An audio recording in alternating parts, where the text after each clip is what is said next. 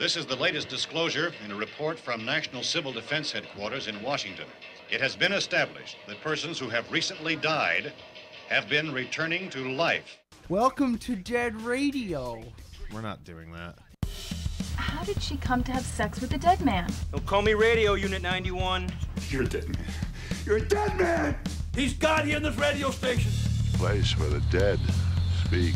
Rebel Radio! I'm a fake? Yes. How'd you like to be dead? You ever think about doing radio? My team is dead! But you're not crazy. You're me. And this is just radio. By the powers vested in me by the Federal Communications Commission, I command you to get on the microphone in a serious manner and continue this broadcast.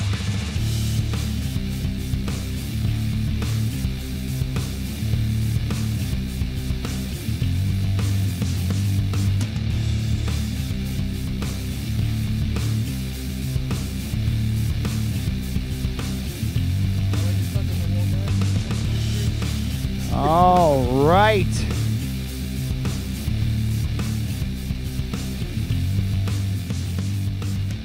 Here we go. Successful intro. Some off-mic banter. Has your thing fucked up in a while? No.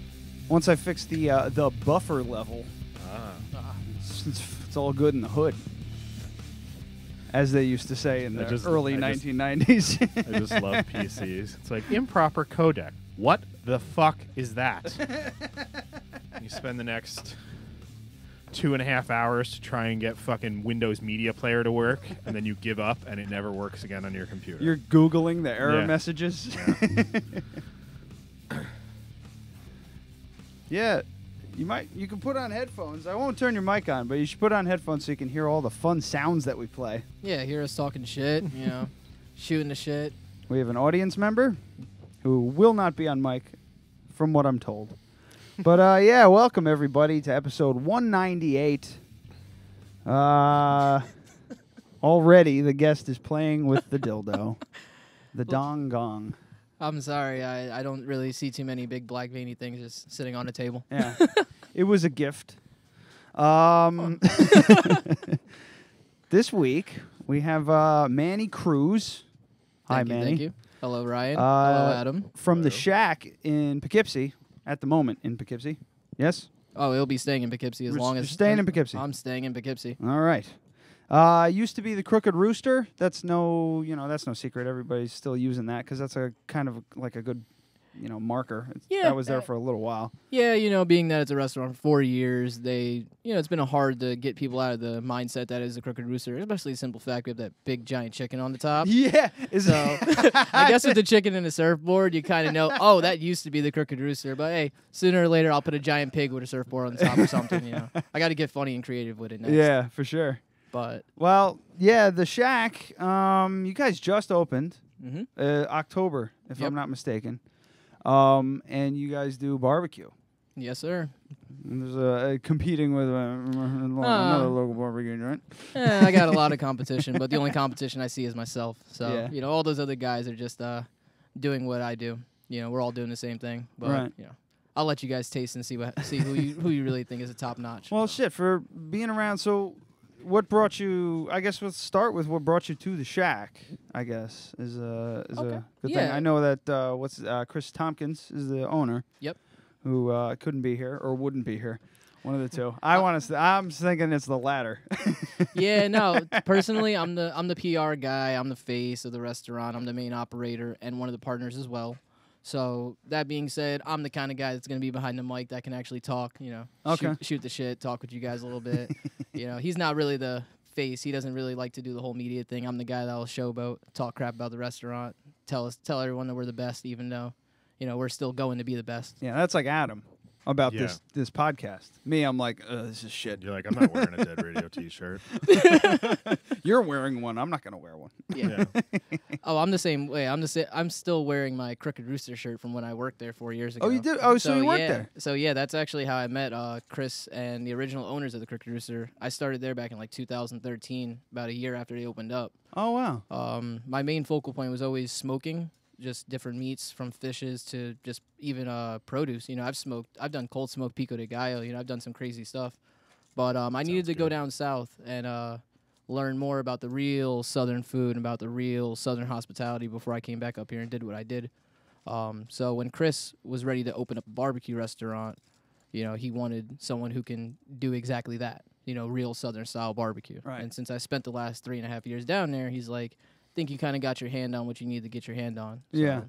And that's what brings me back now after 3 years of being in South Florida.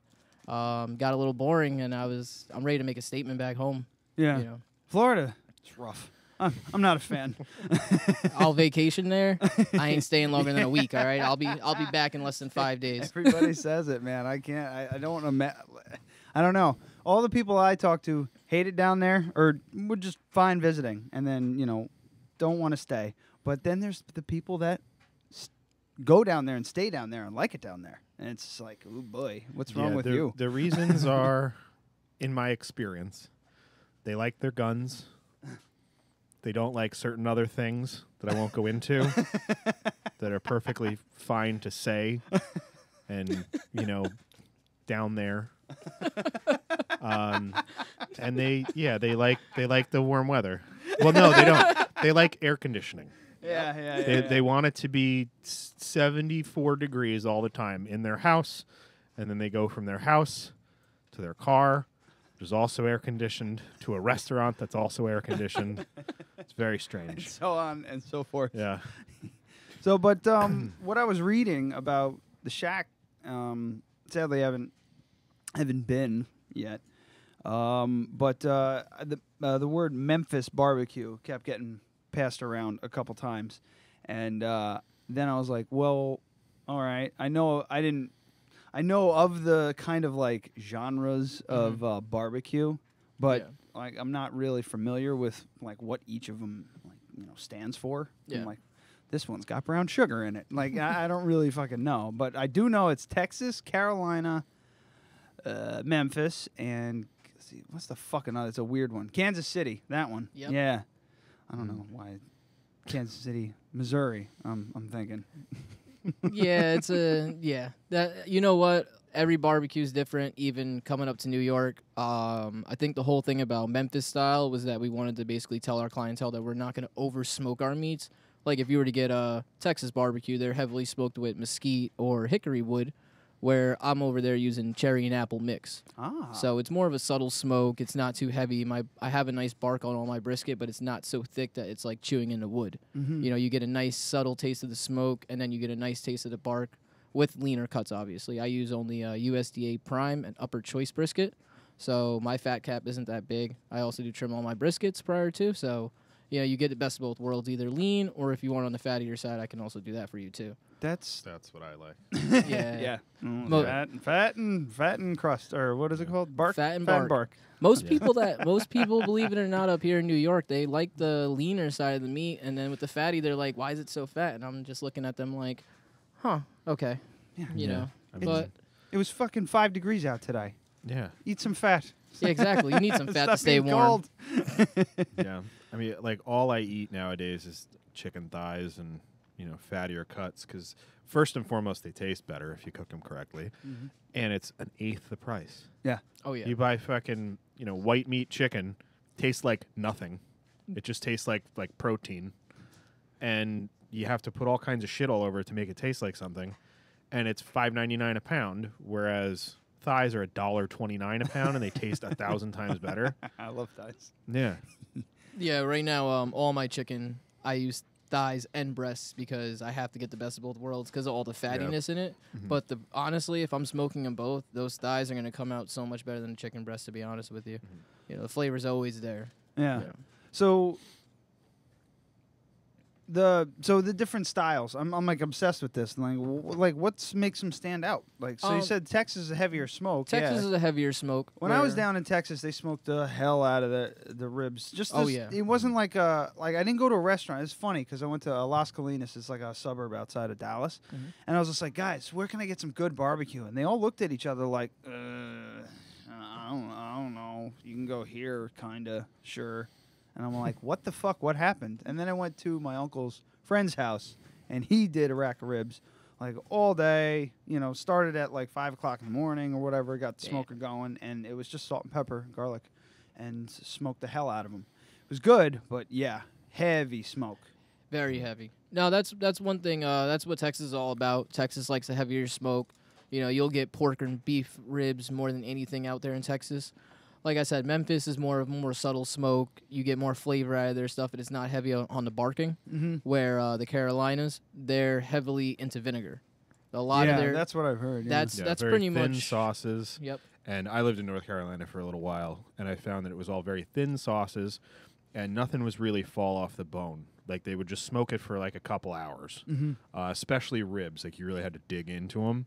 I kind of like that. See, and that's actually the funny thing. I'm kind of upset you said that, because that's kind of how my ribs are. Because I never used to like them falling off the bone. I don't either. I kind of want to taste the bone, taste where the flavor comes from. So I do smoke mine for about, depending on the size rack, I'll get like 3.5, 4 pound racks, and I'll smoke those for about 3 hours, and then I'll do something they call the Texas crutch, where, as y'all can see, I wrap them in foil and then finish them in the smoker, so they're not overly barked and they're not overly smoked, because I'm now wrapping all the moisture into it. Yeah, I so definitely you get more of a bite. I definitely like them not overly smoked, because to be honest, when I have ribs that have been going for like 8-9 hours, it bothers my stomach. Yeah.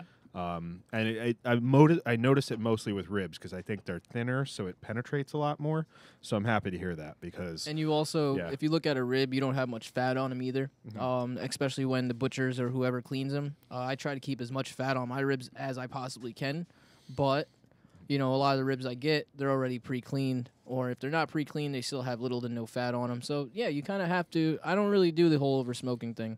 You know, I like people to taste what they're actually buying, instead of like, oh, I just bit into bark, or I think it was a bone, or something. I have no idea what I just bit into. Yeah. So it's kind of just like, all right, you're biting into a rib, you know it's a baby back rib. Yeah, that's what's with the Texas thing. Yeah, it was just salt and pepper and garlic. Yeah, but then you felt like you were biting into a tree. I was like, oh, well, it wasn't that, but it was still like the flavor was still great, because it was way too much smoke in my opinion, but it still was like, wow, these are great. Like these are better than what I've normally had. Yeah. And I've tried like pastes and all kinds of like different barbecue mixes. Like I do dry rubs, and I'll try a paste instead, and then like a heavily wet one. I don't like the fucking wet one. Nah, I don't. Kind of funny about it. I like a dry rub. Yeah, I like a dry rub. I like a dry rub too, but I like to have some sauce like on the side, so I can decide how much I put on them. Yes, instead of it just being slathered like you're going to fucking some buffet somewhere.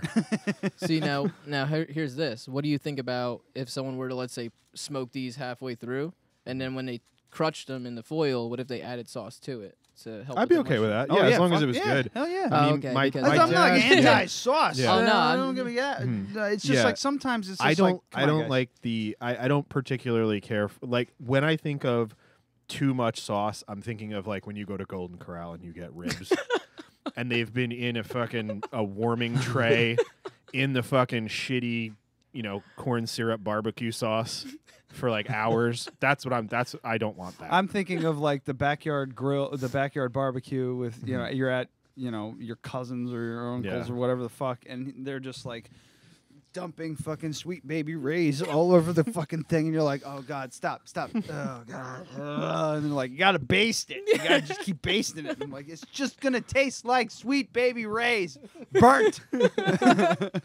Yeah, I used to be like that. I used to just fucking baste chicken, just cover it in barbecue sauce, and it just tastes like a charcoal briquette by the time it's done. Yeah, yeah, bad, man. There's a delicacy to it. I think you have to be when they talk about love, putting love into the food. That's like the patience with the ingredients seems to be where is the biggest thing for barbecue. Whenever I watch any kind of shows or any kind of read about a chef doing barbecue, it's always like you just gotta be nice. You have to be patient. Exactly. Let it take its time. Know the meat. Know what it's got to do and how long it's got to do it for. Yep. And there's you can't I like that. But yeah, you're absolutely right. Patience is key. You can't cut corners. You got to do the process correctly unless you stretch out the process. But hey, if you stretch it out, it's even better product. Yeah. I do everything I do at the restaurant is lengthy. I individually inject my chicken breasts, chicken thighs, and half chickens. Yeah, I saw the Instagram picture. Yeah, the giant needle. Yeah, exactly. Like, we should put that one up. You remember when everybody was doing that? When it was like a big thing? Ah, you remember when the people, infomercial yeah, where people they had first the started big thing? frying turkeys. inject Everybody just it- stopped doing that. You can inject it with garlic. Yeah. Like, it was like a big ass syringe. It was big. It was like I don't know. It's as big as like, I don't know, a golf ball or whatever the hell. You could put like chunks of garlic and stuff and stab into the fucking turkey and just inject like hunks of garlic into the. Yeah, I got like, the Jesus. same. I got the same injector. It's like Yeah. literally this size, and I'm Yeah. literally just throwing. I can just do anything with that syringe. Oh, but, that's awesome. But yeah, dude, I inject all of them with apple cider. My porks, I inject those with Coca-Cola, but I also brine them in Coca-Cola as well. Everything that I do, even my briskets, if I get them, if I get enough briskets throughout the week, I'll trim them and marinate them, or I'll just rub them and wrap them and let them sit for a day or until they're ready to smoke. And all my briskets, depending on the size, they'll go from 12 hours to 22 hours of smoke. I fucking love brisket. Yeah. Oh yeah. So much. Yeah. I was never a fan when I was a kid. I was always, I'd always go for the ribs or whatever, the pulled pork, but I tried it when I was a kid. I was like, oh, that's so fatty and disgusting. And Yeah, then now you're like, give me the fatty bit. Yeah. I want that burnt I'm end like- at the time. Yeah. Oh, that's I was reading a Yelp review, and the guy was talking about burnt ends. He's like, oh, I got the burnt ends and blah, blah, blah. I'm like, burnt? Oh, fuck. They're like, you can get that? I got really I got so excited. Yeah, no, I don't. When it comes to my briskets, after I smoke them, depending on the size of them, sometimes I will mess up and over smoke, as some people will say. Mhm. I'll literally take that, chop it into a chopped brisket meat, and re-smoke that with my house barbecue sauce and a few other ingredients. And I'll re-smoke that for another 3-4 hours till it's double caramelized, and that's what my burnt ends are. Ooh. So, Yeah, yeah, that sounds that's good. Sounds awesome. yeah, that's My that's favorite- literally like my favorite dish. My over there. favorite part about a brisket is when you get that crispy like bark that you were talking about over fat, and it's just buttery inside. Yeah, And see, that's my biggest issue lately is that my customers have really not liked that. really. And I don't understand it because that's like the creme de la creme of barbecue right there. Like, oh, I got the bark with the perfect amount of fat line right on top of the meat. Everything melts together, but then they're like, no, that's too fatty for me. It is. That's a You're funny dealing thing, with man. A different dumbass kind of clientele. demographic. They're the kind of Yeah. person who gets fucking pulled pork at the Hurricane Grill and Wings. You know what I mean? Yeah, and it's like the people that tell me that Cold Springs brisket is awesome, and I'm like, what's in Cold Spring? No? Oh, okay. Cool. That's all I look at. I'm like, wait, what's in Cold Spring besides some of the best antique shops? Like, what? Like, oh, wait, they There have are a some great good brunch. antique I can tell shops you down that, there. but... What's that? There are some good antique shops down there. Oh, yeah, I used to I'm work sure. in Cold Yeah. Spring, and it was like walking up the hill. It's like, oh, cool, all these antique shops. But, boy, I never even stepped in a restaurant over there, and I was like, nah, brisket? Really? Oh, man. Yeah. So, where'd you train? Well, not train, but actually, yeah. Where'd you train? Where'd you learn to cook? All right, so my background, I went to Johnson and Wales out in Providence, but I did not go for That's where culinary. Amber went. Yeah, they're Okay, I was just Yeah. like, I know that school. I No, remember, like, she might never go. I might be thinking of Tiffany, Amy's stepsister. okay. Yeah, I believe she's a Yeah. Johnson Wales alumni Yeah, too. So yeah, I went out there. Actually, was a nutrition major and graduated with that. And one summer, I came home to Peekskill down in Westchester, and I started working at the Peekskill Brewery as a dishwasher and oyster shucker. And to be honest, I worked more hours off the clock, not getting paid to learn how to cook, than I did on the clock actually working for that restaurant. Yeah. And luckily, I had a great mentor and a great instructor to actually teach me the correct way to handle food and the correct way to cook it. He started me off with the basics, French fine dine style basics, but he told me that you learn the basics just like with anything. You could take the basics and make them into your own thing and stretch them and create whatever you like. As long as you know how to cut something correctly and cook it correctly, you shouldn't have any problems. So, yeah, I started at the Peekskill Brewery back in 2013. Cooked there for a solid year, and then I ended up I was living in Poughkeepsie, and the commute sucked. Yeah, buddy. Especially by train. I only took train back then, so the commute was terrible. I ended up coming over to the Crooked Rooster in Poughkeepsie, and that's pretty much where everything went from there. So it's the school of on-the-job training. Yeah, pretty much the school of hard knocks, as I call it. A lot of people are like, oh, you're culinary trained? Nah, I'm kitchen trained. Yeah. Well, I find dude, I was a mechanic for fucking 12 years, and I wasted my goddamn time and $30,000 of my dad's money going to college for it. Yep. I showed up my first day at the shop, and I felt like all I knew how to do was change oil and like swap brakes and shit like that. So the on the job is the most important part. And some of the most famous like Anthony Bourdain didn't fucking go to school for it. He did. Fucking, He went to did culinary. he go? Yes, yeah? he did. Oh, all right. There you go. Graduated a pastry degree. Sorry. Oh, he got a pastry degree though. Yeah. Was it a pastry degree? I don't know. I know he worked heavily. I just remember a blurb in his book about him doing ketamine with the I think it was ketamine or something, or LSD. It was LSD with one of the head pastry chefs, and they had to do a banquet. So they did LSD, and then they made all the sugar pastries. And he said it looked like it looked like Fantasia. Willy Wonka. Yeah. He said I can't remember the exact quote, but yeah, it was some like fantastical, ridiculous shit that took them way too long to do. Yeah, but I mean, the best cooks that I know never fucking went to. No, I mean, not to disparage the ones that did. You're all very good. Well, I went to school for audio engineering. So it gave me like a base of what I needed to know on. I like you said, I needed to know basic stuff. I needed to know how to make cables and connectors and put connectors together. I needed to learn Ohm's law and silly things like that. Compression, like how does a compressor work? I would never get to touch any of this shit if I went into a studio straight out of there.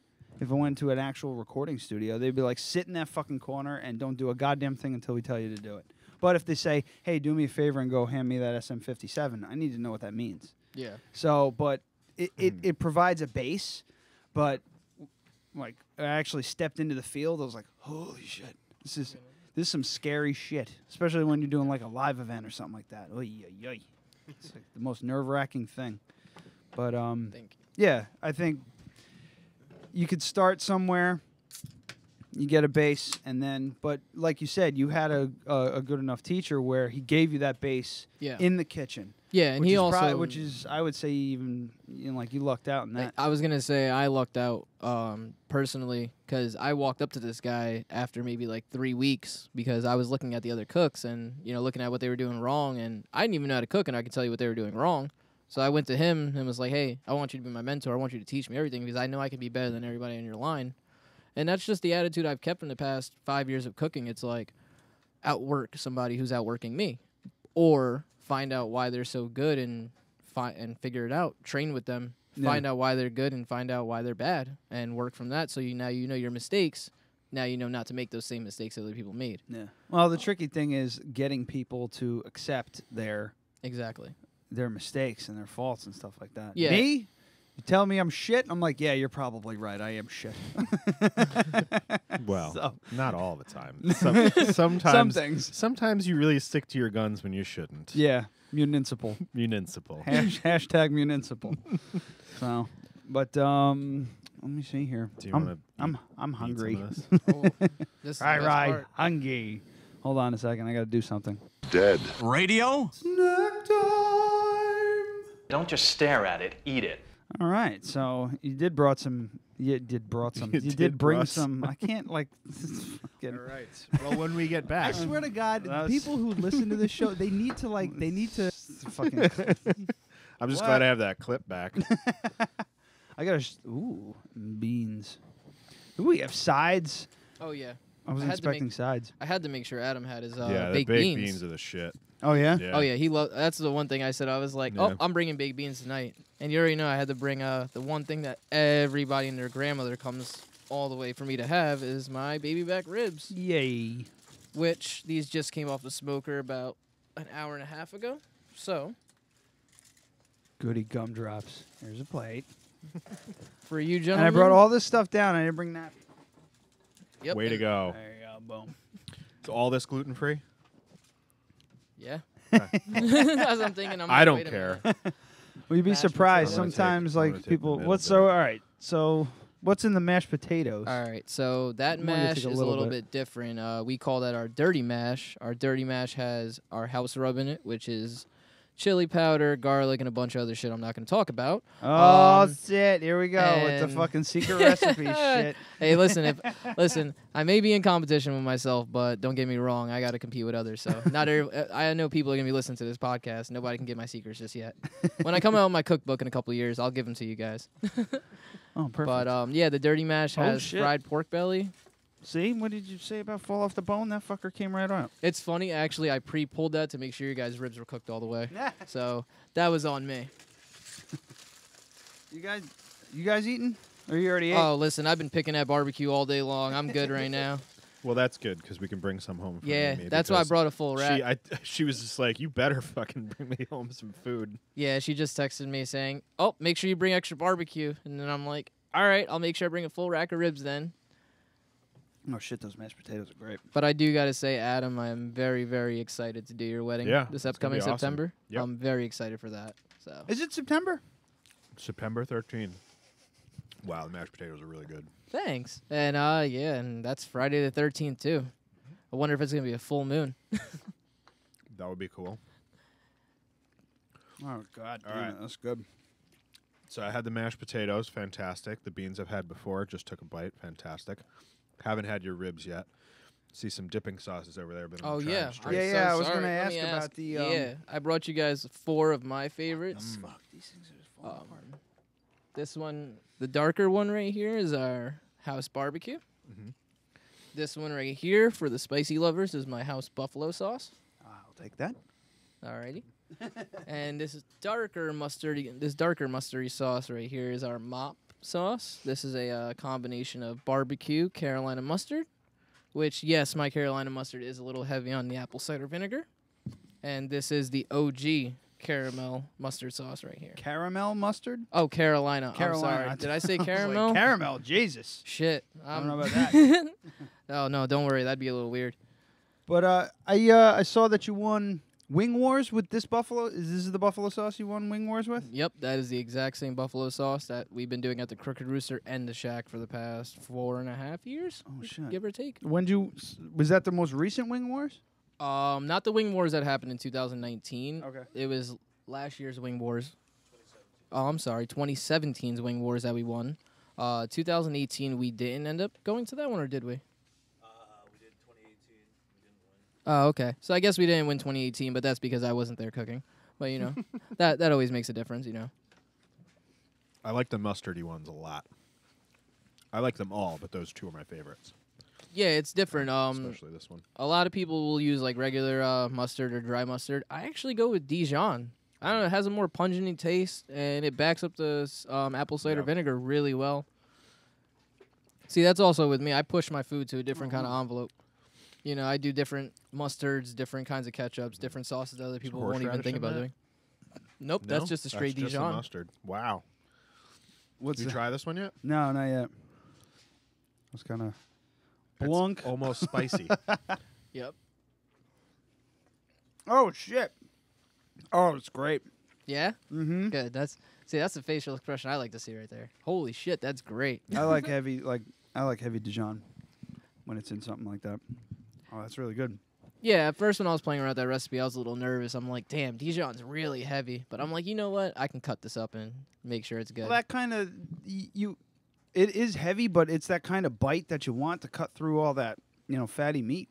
Yeah. And I just that's kind of isn't that the that's the performance of cooking. It's just like you got to kind of juggle all these different flavors. Yeah, it's kind of just like a process of playing around with your food pretty much. That's what I used to tell people. I'm like, yeah, I get paid to play with food all day. And it's like, yeah, we try things, it sucks, or if we try things and it's good and we just keep it going, There's always room for improvement. There's always stuff to play with. And that's what I actually liked about this industry.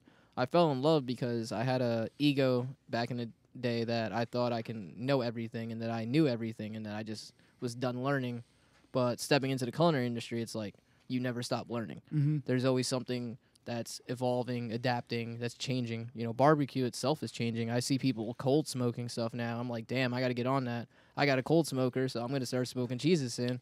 Just to try it. I see one so in my many. backyard a few years ago. It was fucking awesome. What, a smoker in the backyard? Cold smoker. Oh, cold smoker? Yeah, I want to do kibasi, But I never got around to actually buying the sausage maker and all that kind of stuff. So I pretty much just smoked cheese. Yeah. And it was fucking fantastic. Dude, I don't know if you ever had smoked Gouda, but holy shit, that just changed my whole perspective on cheeses. Even though I'm lactose intolerant, I'm like, fuck, I gotta start taking medicine just to have Gouda. You should be fine with Gouda. Yeah? Yeah, as long as it's like quality stuff, it's not processed. Oh, okay. Yeah, it shouldn't have any lactose. You'd be surprised. Yeah, a lot of cheeses. Most real cheese has no lactose in it. See, I always get scared. I'm just like, let me just take some medicine just in case this is some processed bullshit. I mean, if it's just look on the label. If it says 0 grams sugar, you're good. Oh, okay, cool. Yeah. Then thanks for teaching me this, guys. The lactobacillus is what they use to make the cheese. Yeah, it eats all the sugar, so it digests it for you. Basically, lactate is just lactobacillus. Yeah, and it just helps you digest it. Yeah. Okay, well, shit. Now I know to go to Adam's and shop at their gourmet cheese section for everything I need. Cause especially aged cheeses, but a lot of fresh cheeses like mozzarella. Yeah, there's no lactose in that either. If it's made correctly and it's real. Yeah. You know, if you go with like even an American cheese, it should be, you know, Colby Jack and cheddar. That's what real American cheese is. Yeah. But most of the time they're adding cream back into it.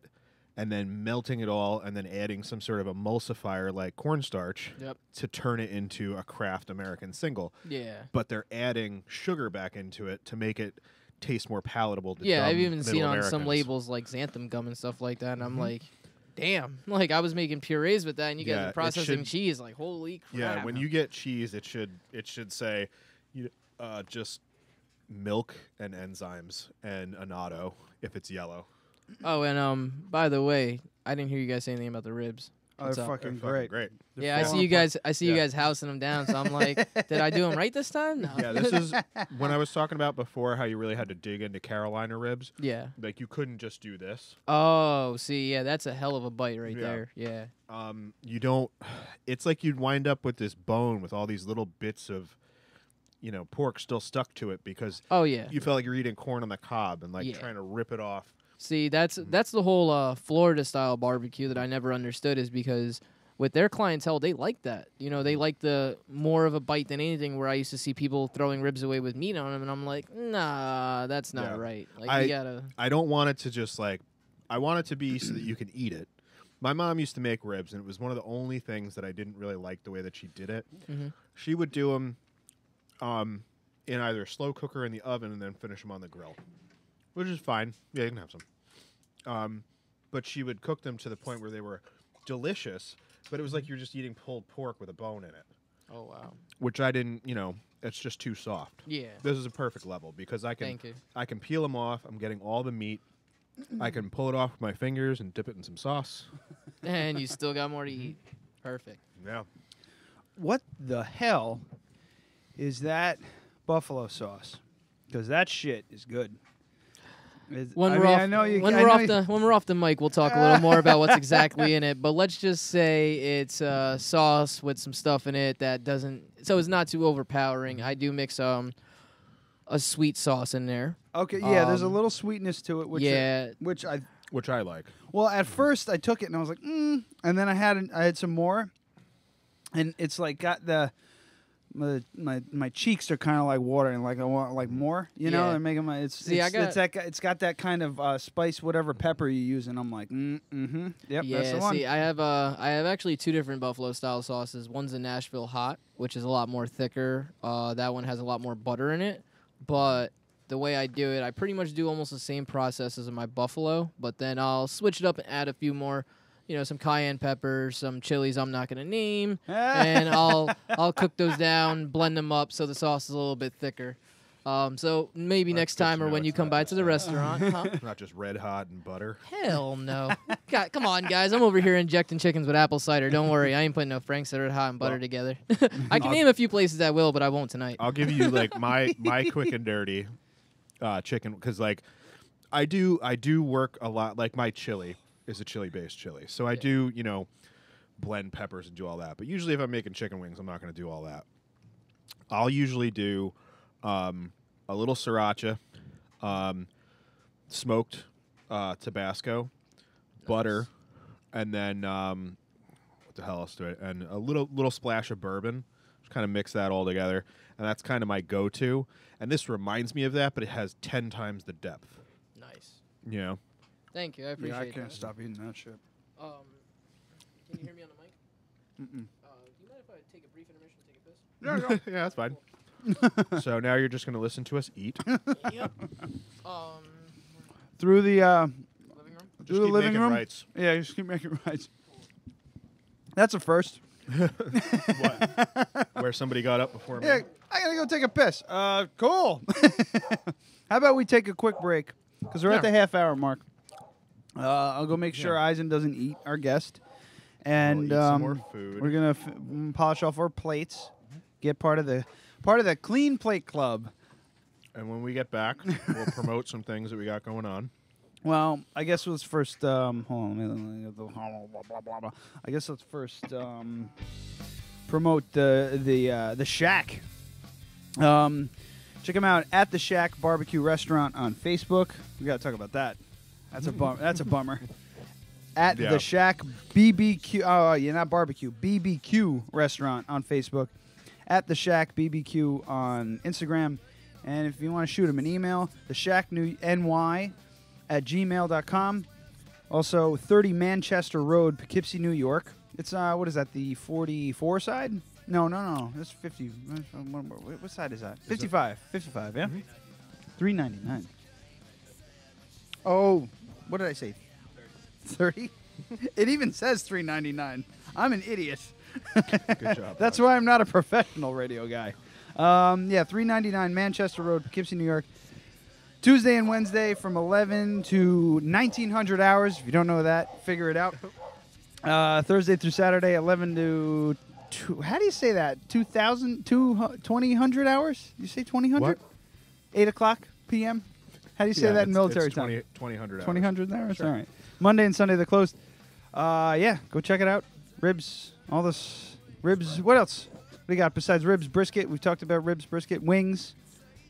Oh, I'm sorry. I think I got a buffalo chicken sandwich with like pork bellies. Oh, yeah. So when it comes to my menu, I have a bunch of different stuff. I have the simple meals. You know, I have the sandwiches. I do a whole Philly cheesesteak style menu where I pretty much just take different intervals of Philly cheesesteaks and just push them out. I have a brisket Philly, which is your traditional peppers, mushrooms, onions. And then I get a little eclectic with the buffalo chicken sandwich where it's buffalo, gorgonzola, blue cheese, pork belly, buffalo sauce, cheese sauce, and ranch. So when it comes to my sandwiches, I get very, very, very saucy with them. If you've got a beard, you're half a roll of paper towel. Yeah.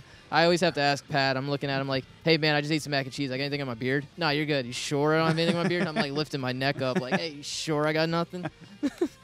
Oh, and by the way, thank you all for letting me on the podcast. For everybody that's watching right now, which I've gotten some texts. All right. Thank you all for the support. Appreciate it always. Our good buddy Anthony Lavelle was listening as well. Yeah, my girlfriend texted me saying she was listening to watching on YouTube. So I'm like, oh, okay, cool. Right. She commented on me touching the dildo. So just for her.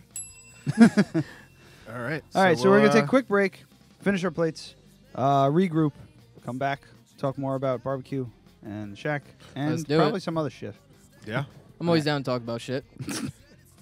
Oh, okay. Please wait, I swear to God it's not too late, and if you try, we can save it somehow. I wanna say that if I had another day, I'd find you and figure it out. I don't know, and then she came, said what she said, walked straight out my door. And then she came and she gave it all away. She's not here anymore. Oh yeah, she's 9 months out of line.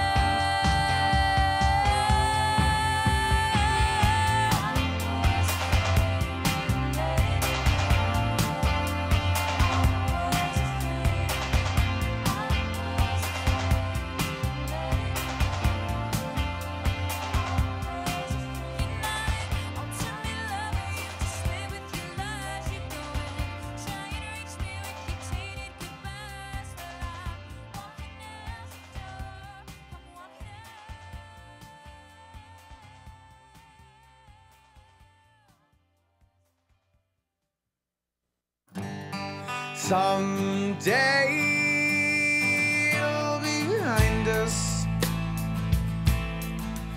and we'll look back again, and we'll cheer. Someday it'll be just us, 'cause I know someday persevere. Fall again, that's okay. Remember that tomorrow we'll be there to try again. I'll bury my apples with you in the sea. But one day we'll look out from our tree. Someday no one will find us, and we'll pack our fruit and then we'll disappear. Someday they'll all miss us, 'cause I know someday you'll persevere. Fall again, that's okay. Remember that tomorrow we'll be there to try again. I'll bury my apples with you in the sea. One day we'll look out from our tree.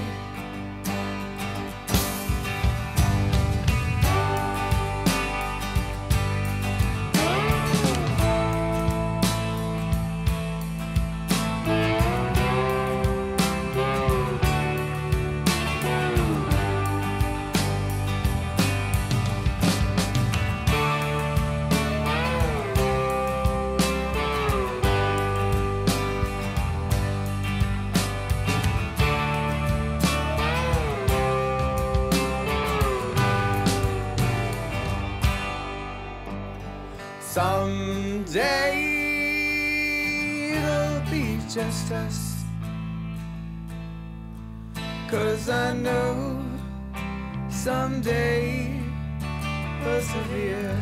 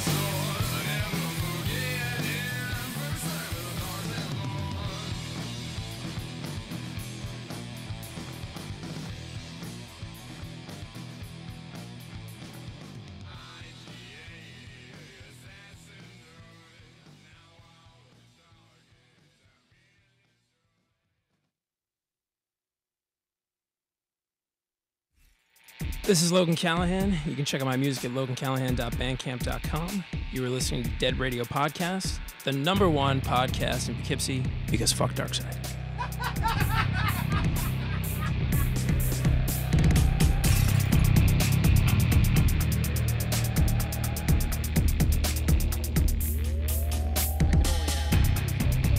That's right. Fuck Darkside.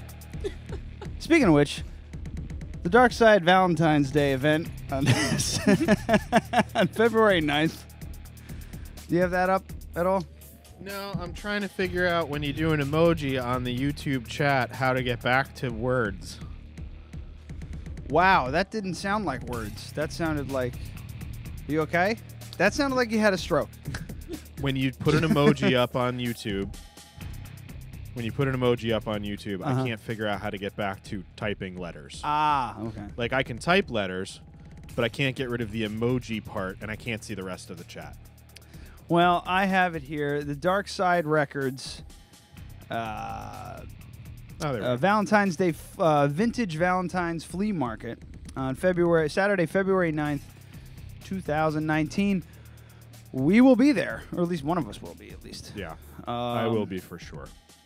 Adam will be there selling our wares, and did they list? Yes, they did. They listed us again. Those guys. Yeah. They're terrible. They're a terrible podcast. They're horrible. Well, I do have to say they have posted the last 4 months in a row. Really? Yeah, they didn't post all summer. Oh, my God. Yeah. I started forgetting about that. And there was officially a new Dork Side podcast. The last one was called the Black Panther Party, so that'll give you an idea of how fucking long ago the last one was. It was 11 months ago. Our fake rivalry lives on, but I love those guys. But we should start plugging them like from now on because they are a premier sponsor of Creator Fest. They certainly are. So yeah, come by February 9th. Check us out. Tell Darkside thanks for putting on handling all the sound. Single-handedly putting on Creator Fest. Well, not at all. Whatever. For helping us with the audio, for sure. Fucking around. I'm fucking up my words. It's fine. So yeah, we're back. I'm saving a rib for later. Okay. I didn't want to. I got the secret recipes. All the secret recipes. I got them on the break. Yeah, besides my collard Do you remember greens, any of we'll them? give you that. No. He said a bunch of peppers that I've never heard of, and I was like, oh, okay. I'm not making that. I made I didn't do like a pepper mash kind of thing where you like let it ferment or whatever the hell it does when you make a mash. I just kind of blended up a bunch of habaneros that my wife grew in her garden. They were yellow at the time, and they were fucking hot. I just kind of blended them up with some vinegar and water and some salt, and boom, there, hot sauce. It was fucking screaming hot. Yeah, no, delicious. That's the go-to way to just blow your fucking sphincter. But you know, habanero's my favorite of all of them. I like the flavor. It does that drooly thing that we were talking about before, and there's this weird kind of smoky sweetness to it, and it reels me in every time. Everybody's like peddling habanero something or other. I'm in. It's my thing. Yeah, I'm not a fan. Yeah, no, I used to like raw. Yeah, I used to like a ton of heat, but I think it was just. See, it's not the heat. Yeah. Like the heat is, what sucks about it is the heat. It's like it's so much heat you don't get to enjoy how tasty the fucking pepper is. You know, and my wife, she does an organic garden, so it's there's no pesticides and all that crap in there, and they came out so good that I became obsessed with them. And then I'd buy some from Stop and Shop or ShopRite or Adams. And they're just not up to par. They're not as good as the ones I got off the plant that we grew in the backyard. They're not as flavorful. Well, I can tell you right now, growing stuff with my parents growing up, nothing's better than right off the vine, right outside from your garden. Yeah. Like you said, you don't use pesticides and stuff. People can taste that even if they clean their vegetables and stuff. People can tell the difference. It's like water. Yeah. I'm the type of guy that was like, oh, tap water and what comes out the bottle is the same thing until they line the waters up and you're like, oh crap, all this shit tastes weird. Until Like, spring when all the snow melts and they have to pump bleach into the water supply. I think it fucking tastes like bleach all the time. Yeah, I drink tap water, but I have to filter it. I can't. Oh yeah, no, filter's the way to go. Smells like chlorine. We do too, but I did a tour of the water facility in Poughkeepsie, and it's super sophisticated. The problem is what they're working with, and that's Hudson Valley, the Hudson River, and the runoff and all that stuff. Like it's tricky. The valley's there's a lot of just ill-tasting shit in our water that we have to filter out, and unfortunately, even though they do this UV kind of they kill bacteria and particulates and stuff with UV. They still have to put fucking chlorine in there when the rain or snow gets bad. Yeah, because just the runoff is so brutal. It's a shame because, Yeah. It's a shame. Yeah, it's pretty gross. It's very sad. Sorry to bring the show down with like all our water problems. Hey, can I have a cup? Do you have a glass? What kind of glass? Tulip, low ball, or wine? Low ball? You mean a rocks glass? Whatever. I'm I'm from the 50s. Hey, I'll give you that one. I haven't heard someone call that in a long time. It's like low ball. Yeah. Are we doing this? Sure. I don't remember what this is. It's what you got me for my birthday. It's What Are You Drinking?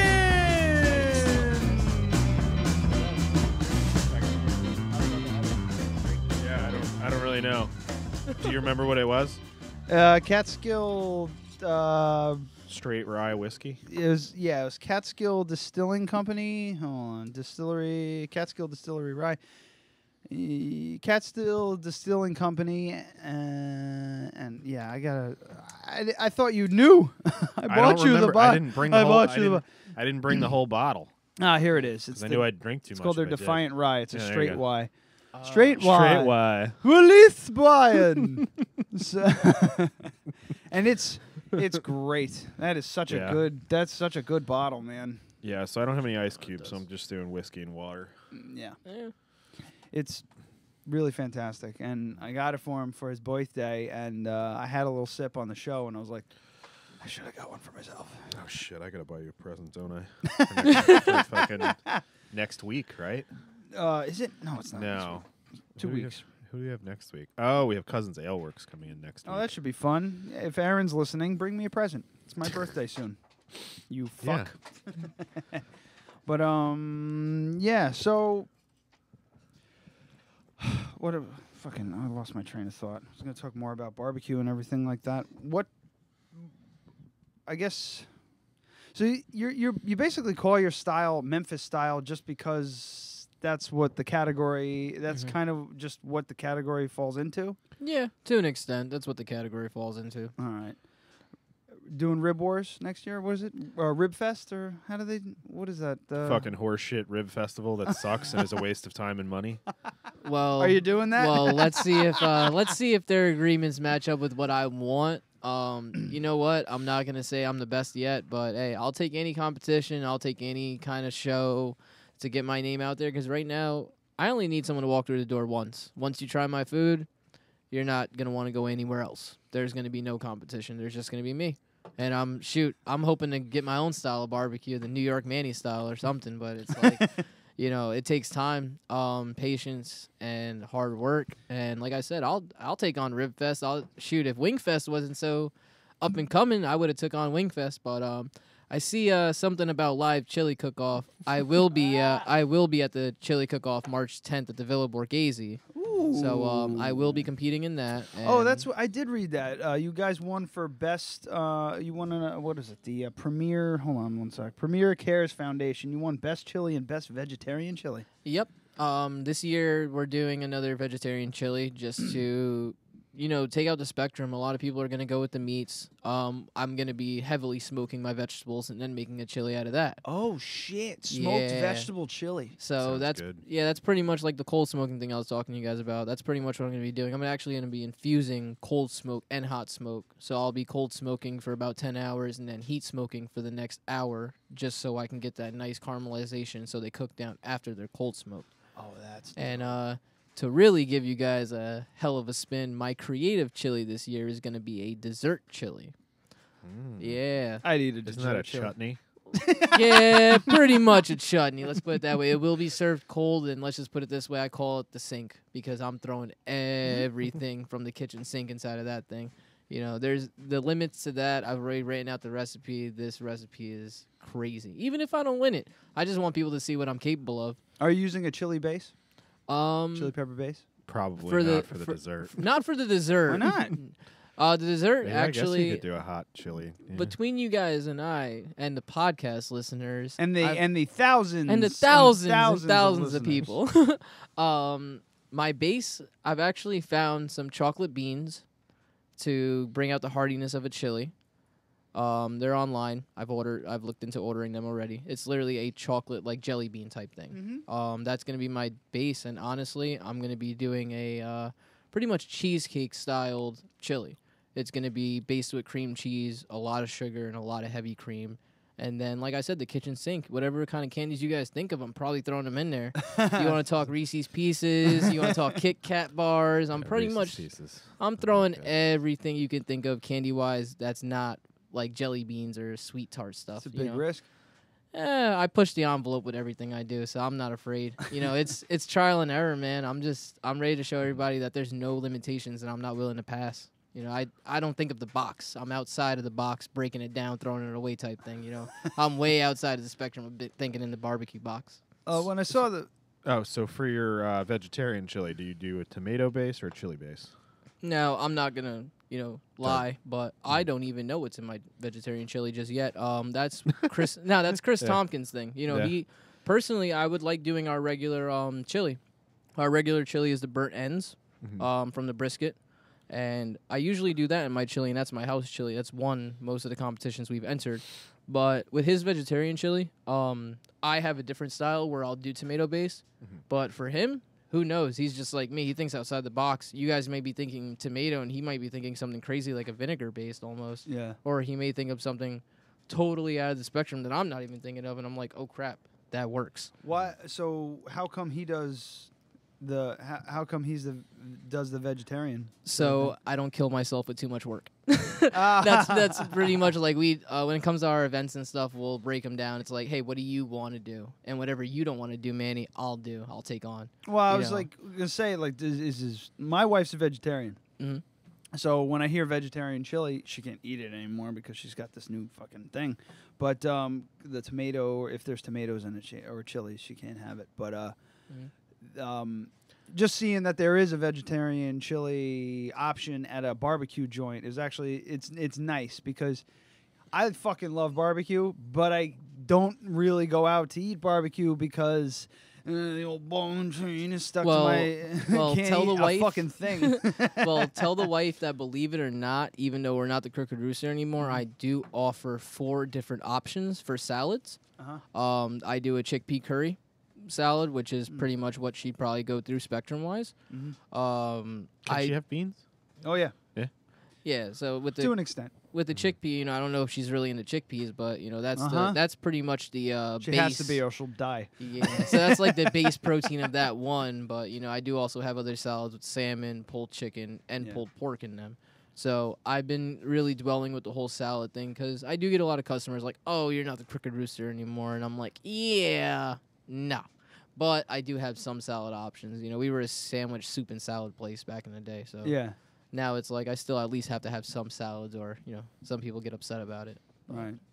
And I read a quote somewhere about wanting to keep it more of like a divey kind of feel in the place. So are you going for like plastic fork and napkin kind of barbecue joint? Like, yeah, no, you're absolutely right. All my, 80% of my intake right now is takeout. People still treat it as a Crooked Rooster, where it was mainly a takeout spot. Sure. But when you do dine in, you get the old school silver tray. Just like if you were going to lunch back in the cafeterias back in high school, you know, you get the silver tray, you get the parchment paper on top. As you guys can see, I send all my food out. Well, most of my sides go out in the solo cups, or they'll go right onto the parchment paper right next to the brisket or pulled pork, whatever you get. So it's more family style right there in your face. You know, Cool. I've done enough French fine dine, enough Mediterranean upscale cooking to know that that's not what I want. I want it to be more family-oriented, a little more sloppier. Barbecue's my thing. You know, I feel like that's more comfortable, and it's a lot less intimidating than going to some of these fine dine places and seeing what's on the plate, and you're like, I can't pronounce what that word is, but I'll take it. Yeah. Where you're like, all right, that's brisket, but where does it come from? And I'll tell you right there where it comes from. Right. You know, same as everything else. Yeah, some of the best meals I've had are usually, it's just shit thrown on the freaking table, you know, seafood boils and whatever, just dump it all over onto the table, and you're just picking off of it. I've been to some fancy goddamn places, and the places that I always talk about are like that fucking bar in in Queens that I went to, and all they served was grilled cheese. Fucking amazing. Yeah. And the menu changed every day. It was like a printed out piece of paper, and it was whatever cheese and whatever bread they had. Oh. And it was fan-fucking-tastic. But like when you don't have to sit there and you don't have to sit, when you don't have to like pretend to listen to the specials. Yeah, and just pretend to be interested in the fucking 6-day-old salmon. It's not bad that you go to places like that. I like going to places like that because I want that if I'm looking for that experience. But like when you're just out and you want to have, you know, with your friends or whatever, that kind of eating, that family style.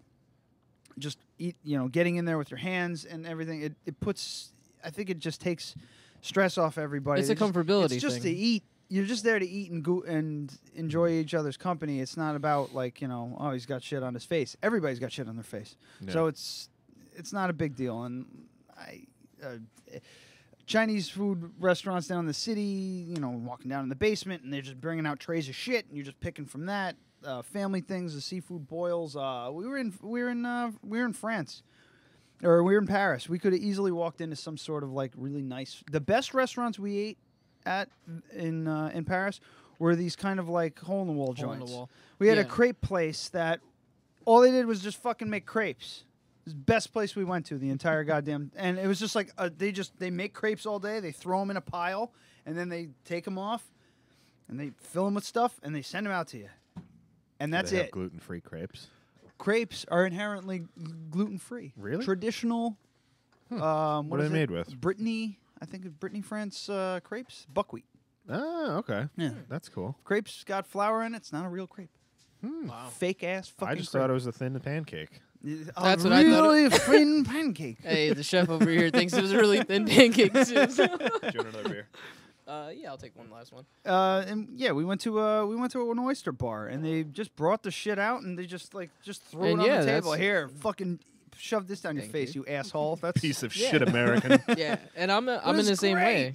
No, I totally understand because I'm in the same spectrum. It's like, you know, a lot of people don't expect somebody my age, especially my size, since they say don't trust the skinny chef. They look at me and they're like, "You're the chef." I'm like, "Yeah, but I like to eat." And that's the one thing my portions are a lot bigger. You know, I get people that literally, I've had somebody complain to me that my portions were too big. And I'm like, lady, you just spent. Here's a box, you fucking bitch. Yeah, like, like you just spent $10 on a sandwich and you got this big ass side, but you're complaining to me that this side is too much? Like, take it to go. Like, I give you lids. It's cool, you know. But, you know, it's just those things. And I'm like, and you're absolutely right. The hole in the wall places, those are the places to go. I can tell you 3 random spots in New York City, one outside of Times Square. It's a Chinese place. It's like in the back of another company in another building, and I'm like, you go through a little like curtain in the back, and it opens up to a sushi spot, and it's like the best sushi I've ever had. But I had to go through an alleyway just to get there, and I'm like, yo, and you know that's my biggest thing is I don't want to be that hole in the wall place, but I also don't mind being that hole in the wall place that always serves great barbecue. Yeah. Because my whole goal of this was to smoke daily. Like, once we're done with this, I'll be going right back to the restaurant to put the briskets on overnight. And that's what I do. I only smoke them for the day. So it's like, hey, if it's 4 o'clock in the afternoon, I just sold 2 full 20-pound briskets, 40 pounds of pulled pork, 10 pounds of chicken. I'm sorry, but I did my thing for the day. And what I want is to serve y'all the most fresh food that you can possibly get. It's not about, oh, cool, I'm going to smoke 4 briskets today, and I know I'm going to sell 1, and I'll have 3 more for the next 3 days for everybody to rehydrate and reheat with Coca-Cola or something. No, that's not me. You know, I'm the type of person that's like, all right, I came up with a smoker 4 hours ago. It's still ready, still set, and I'm going to cut it right now. You know, and that's one thing a lot of people don't understand. They'll over-smoke and over-prep for nothing. And then they'll lose, you know, their quality. You know, people think quantity over quality, but it's like, hey, people can complain that I run out every day, but if you get there before everyone else, you're probably going to have some of the best barbecue you've ever had in New York. That lends to the mystique, for lack of a better term, the mystique of the place. Like, there's so many places on that are highlighted on the Food Network or any other kind of cooking shows that are barbecue joints, fucking run out of shit. Oh yeah, my favorite all the time. My favorite barbecue out in Austin, Texas. You know, he will open up 8 o'clock in the morning and close at 2. Yeah, and it's like, oh, okay, you've been open 6 hours, but you already ran out of everything for your day. And it's, you know, some people complain, some people cry about it, but at the end of the day, it's like, now you know to get here a little bit sooner or call ahead. Yeah. You know, I only go for quality. I don't go for quantity. If it was like that, I would open up a McDonald's or a Dunkin' Donuts. Yeah. Well, that's people at the coffee shop. They'll complain over fucking bagels. Fucking bagels. Yeah, you guys have some dope ass bagels. They're good bagels, from what I'm told. I can't eat them. They look great. I take them out of the bag in the morning when I open. I give them a good squeeze, smell them, touch them with your bare hands. Yeah. just lightly touch each one to my tongue.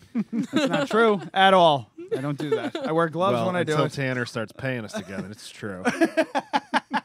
So, show is not sponsored by the Crafted. But where was I going with that? Fuck. Yeah, they complain about that, and it's just like, but we get them, and you get them fresh every day. We get them fresh every day, and we only get a certain amount. I'm the same way. If you want me to wrap these fuckers up if you want me to give me like 20 dozen and like wrapping up 5 dozen bagels and then serving to your ass in the morning, okay, I can do that. But I don't want to hear any bitching. And that'll happen. I'm the same way. Like, hey, if you guys want me to over-order my brisket and over-smoke it so you guys have it in 2 days, cool. I'll save it in the back corner to walk in, but I don't want to do that. You know, it just... That's the whole thing about the Crafted Cup and us, too. You know, it's quality over quantity. You know, at the end of the day, yeah, we may not make as much money because we don't have the quantity of stuff like that other people do, but we're still doing great because people know us as, like, okay, that's where the quality spot is. Right. That's not where the spot is where you can just go and get a bunch of shit real quick. It's like, okay, if I got to wait an extra 5 minutes, I know I'm going to have the best damn bagel from the Crafted Cup. Where I'm going to get a bagel from somewhere else, let's not say, and it's processed bullshit. And it's like, just like me, you know, you come to me, you know my brisket was smoked overnight, and it's 12 o'clock, but you know it came off at 10. Other people that I'm not going to name smoke their brisket, leave it to over-smoke, then wrap it up for the next day. Then they serve it. And then I look at them like, oh, okay, cool, that's how you do it? I'll show you how to really do it. You know, that's what separates me from everybody else at the end of the day. It's quality over quantity. How many, like meat jokes are made over the course of all this? Like, grab my meat. Come handle my meat for me. It's funny because I was thinking of getting a shirts for the chili cook-off, and it'll say, like, the shack, and on the back it'll say meat handling specialist. Yeah, that's one I thought of. Or no one pulls your pork like we do. That was a really good one. Chris didn't like that one as much, but and then I always tell Pat over here, I'm like, hey man, I gotta go to the bathroom, gotta go pull some chicken. And then he'll look at me like, really? And I'm like, yep. We're literally pulling chicken. Yeah. You know, back in the day, Mom was like, you're playing with the rubber chicken? Oh, nope, pulling it now, Mom. Oh, Jesus. Yeah, I think it's called Worst. Or actually, Verst, up in Toronto. Their slogan was, we take your favorite animals and turn them into sausage. And it's a picture of like a pig upside down going into a grinder and sausage coming out, and they have all these different posters. Like, one's got a pig, the other one's got a deer and rabbit, because they handle that shit there too. Yeah, but yeah, I like fun shit. Yeah, like it's that. funny. I have a barbecue shirt that on the back of the shirt, it's actually a pig upside down with like a 12-inch chef knife going right through it. And I'm like, yeah, this looks really bad now that we're in 2019. Graphic. You remember the Beach Tree used to do a whole pig at the Arlington Street Fair, and they at the Arlington Street Fair they do a whole pig. They pull it, and they just sit the head on the table. Yeah. It's like, here's the head of the pig that we just did today. Like, evidence that you're going to get, like, fresh shit. Somebody had a big problem with that. You mean some virtue signaling piece of crap? Yeah. Yeah. Yes. Fuck that asshole. Yeah, I don't want to tell them about my first You can be vegan all you fucking want. But, I mean, if you can't handle, like, if that person wasn't vegan, they're even worse. Yeah. Yeah. You know, especially with, like, a pig roast. Because you use the entire thing. Mm-hmm. Nothing goes to waste.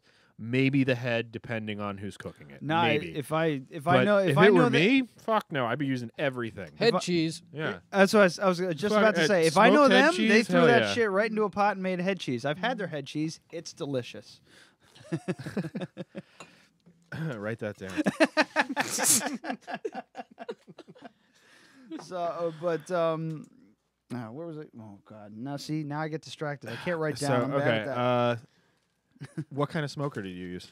Ah, yeah, technical, That's a techie good one. stuff. I use it's a small one. I have a vertical smoker, up and down chamber, so it's not like a barrel drum smoker like most people use. It's about 3.5 feet high, and I only say that because I'm 5'4" and it's almost taller than me. And it's a couple feet wide, and you know what I do with it. It's wood chip with propane, which I'm getting ready to design my own wood smoker, so I can do a barrel drum smoker straight from wood. But the wood chips work. I would never go to pellet, never in my life, and there's no one that can actually change that.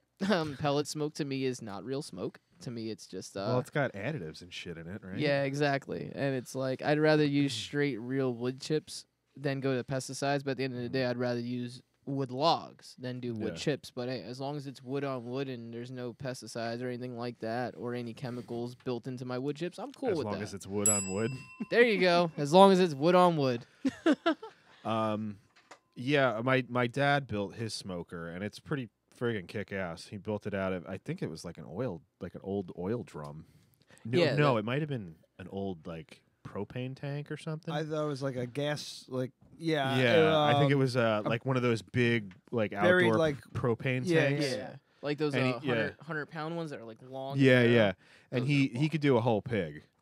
And he took his old motorcycle trailer and put it on that, so he can just hook it up to his truck and fucking drive it anywhere. Yeah, and on Thanksgiving we talked about it on the show. I think I brought you some, right? The deer. Yeah. He did a whole deer back quarter, lattice bacon on top of it, and smoked it for like 8 hours. Jeez. Yeah, it was fantastic. Yeah, that's a hell of a smoke. I mean, right it there. tasted like ham. It was nuts. Yeah, really, really good. Damn, you make me want to go get some venison now. Like, Well, you can get farm raised venison if you wanted to do something like that. Yeah, but nobody does it locally, so it'd be coming from the Midwest. Yeah, don't worry. When my dad goes out hunting, we'll do it under wraps, not at the restaurant. Yeah. Because I got a smoker at the house too, so I always wanted to try to smoke deer. I never really thought about it because obviously the laws down here. Yeah, the biggest thing is it's got no fat. Yeah, so you have lean. to add fat to it. My dad smoked So- a neck, a deer neck. Deer stood it up like he's a hunter and he butchers his own too.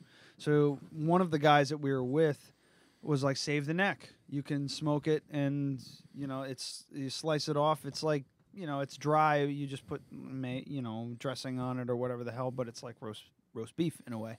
So my dad, he did it in his smoker, and it was huge and fucking big deer. So it was like the neck was like gigantic, and he just stood it up like it was gyro meat. Let it sit there. Smoked it for he smoked it for quite a while, and he used hickory, and just would slice it off and make sandwiches out of it. Shit, that sounds good to me. I could go for some deer neck sandwiches right now. No. Yeah, but there's a lot of you can't just get venison from a No. fucking Nah, No. you gotta go local guy? farm Yeah, raised. you Yeah, gotta go farm you raised have to go on? farm raised because What a bummer. market hunting is illegal in the United States for good reason. I mean, we almost killed all the buffalo. Yeah. And same thing with venison. And like if you buy like elk online, it comes from countries that like what they call them Roosevelt elk, because Theodore Roosevelt fucking goes, let's put these giant animals in a bunch of countries and make it harder to hunt. So they put elk on like Kodiak Island, Fognak Island, in Iceland. Iceland, you can market hunt elk because they're an invasive species. No shit. Yeah, so you can get wild shot elk, but it's from Iceland. Huh, So it's frozen and sent over here. Those are probably some hardy fucking animals to live in Iceland. Yeah. So that would be an option. But there's, I mean, even like in Pennsylvania, there's a lot of farm raised venison, and there's not much of a difference aside from the fact that they're fed. Yeah. But a lot of people say they taste better. Well, you know what? It's all about price when it comes to that. Oh, it's going to be very expensive. Yeah. For you. I mean, you'd need to be like specializing that kind of thing. Like that guy in Canada, he's got that. It's called Antler. Oh, the wild. Oh, dude, I know all about that. Yeah, he's got a place called Antler. It's a restaurant. It's a restaurant. Yeah. He got in a little bit of trouble when the vegans started protesting his restaurant. And so, yeah, local vegans were protesting his restaurant. Protesting a guy for owning a business. Well, no. Yeah, for selling a restaurant that was centered around meat. And it was centered around wild game. Yeah. That's their biggest thing. Yeah, It's wild game. Yeah, yeah, not even wild game, farm raised game. Oh, really? Yeah, because in Canada you can't. you can't market hunt in Canada either. Really? Yeah. Oh, okay. Certain things I think you can, but venison you can't. Okay. Because otherwise, that's just incentive for people to poach. Yeah, exactly. So, is this the? This is the he was on fucking Rogan's guy who? podcast. Yeah, he broke down while they were protesting. He broke down an entire hindquarter, right? He fucking cleared. So. The story goes, they started protesting. He said, I'm not going to change anything. Stop harassing my customers. And then they basically said, if you don't offer a vegan option and apologize to us, we're not going to stop.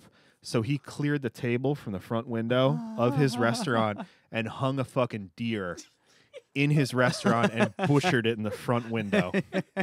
And you want to know what? Hero. They stopped eventually. Yeah, he's my hero. They gave too up for that one. because you can't apologize. You can't do that because then they win. It doesn't make any sense. It doesn't make any sense. The guy's just trying to make a fucked up fucking thing dime, is, man. Let him the make fucked up some thing money. is his venison. He was saying this is you could check out Rogan's podcast on it. I can't remember, but which one it was. But he was saying that a farm raised deer is organic and free range. A wild deer is eating genetically modified corn because where deer thrive is right alongside a farm. Wow. That 90% of the deer in this country live near farms because it's safe. No one can hunt them on it unless they have permission. So throughout the entire summer, when it's not hunting season, all they're eating is corn. And it's genetically modified Monsanto bullshit corn. Yep. And then during the winter, they go back into the woods on state land. That's where you hunt them. And yeah, That's where they get killed. So a farm raised deer is organic and free range. They are fed. They do feed them corn, but if you want to call it organic, it can't be pesticide full bullshit corn, and that includes your livestock. If you have organic beef, you can't feed them Monsanto corn. Yeah. You just can't. So, I'm totally for the the farm raised type. I wish somebody would do elk. That'd be fucking awesome. I want to try elk, but I don't have $6,000 to go on an elk hunt. You're absolutely right. Yeah, right. Have you thought about working with like game at all, wild game? Well, he can't do wild. Yeah, I but can't he do can any wild. Well, not wild, he but can do you know, the farm like raised stuff. I use the term loosely, Yeah. but like Well, alligator. Well, actually, it's funny you say that because living in Florida, I did learn how to clean alligator tail, and I did learn how to cook alligator tail properly, just with a bunch of you should see some of the stuff they eat down there. Like, soft shell turtles. Children, yeah. Yeah, children too. Soft shell turtles, you can get those at like the Asian markets, still alive. Yeah, and then like I don't know about turtles. Eels too, They're dude. so Eels, adorable.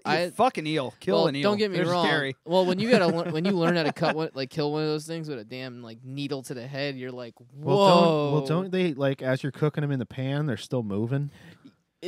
That's why we run the needle through the head, and then we run the boning knife down the actual eel, because, yes, if you don't remove the head or you don't remove all the tendons and stuff, it will start squirming in the pan with you. I've heard you throw it in the fucking pan, and it'll start freaking the fuck out because... Oh, same with like squid. Certain squids and calamars, if you get them whole on, they'll start freaking out once you hit them onto the pan if they're still alive. That place I ate at, in Paris, I was talking about, it was like a raw bar type thing where they just threw the stuff on it. They gave me razor clams, raw razor clams, and I put like just lemon juice on them, and they started moving. I was like, once that acid hits, shit, here we go. That was a little. I hit it, and all of a sudden it like started squirming, and I was like. I'm about to eat something that is still alive. How did Brooke handle that? I was like, I was just staring at it. I wasn't like, in my head, I'm like, don't bring attention to this. And she's just like, is that moving? I'm like, yeah. I mean, I'm sure it's dead. It's probably not dead, but it's gonna be. Yeah, his wife eats mollusks. Yeah, she'll do so like. She is vegetarian, but she'll eat because they're, from an the bugs evolutionary of the sea. standpoint, it's like eating bugs. Yeah. Will she eat bugs? I don't know. You should get her those fucking those chocolates with ants in them. Yeah, I'm gonna ask. I'll text her right now. She's upstairs. I will give you permission to order that with a Dead Radio bank account if she'll eat it on the show. Also, sorry to apologize to the podcast, but I will be stepping off for another 45 seconds to take a piss. Another pee break. Because of this pale ale. Or amber ale. Hold on. What's that question? For the podcast, would you eat bugs? And if she says no, I said, what if they were in candy? Because a lot of places, they have like a bowl of fucking grasshoppers, and they're like smoked like a nut. Hold on. Not on the podcast, just in general. Would you eat bugs? And we'll see what she says. Yeah, we're just wait. Where was I going with that? Oh, the lambs, we're talking about the wild game, the protesters, and everything like that. Mm-hmm. I just that's what I don't know. That's what drives me fucking nuts, and I can't understand why you can't. I get it. Open a vegan restaurant then. Yeah.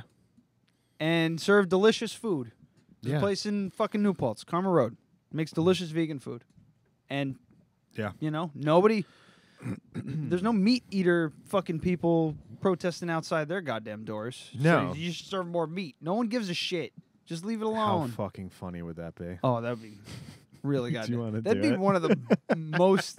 No, I do. I really do. Yeah. But I'm just not that big of a dick. And you could just stand out there, like you'd have a sandwich board on explaining like why a chimp can't throw a fastball 90 miles an hour.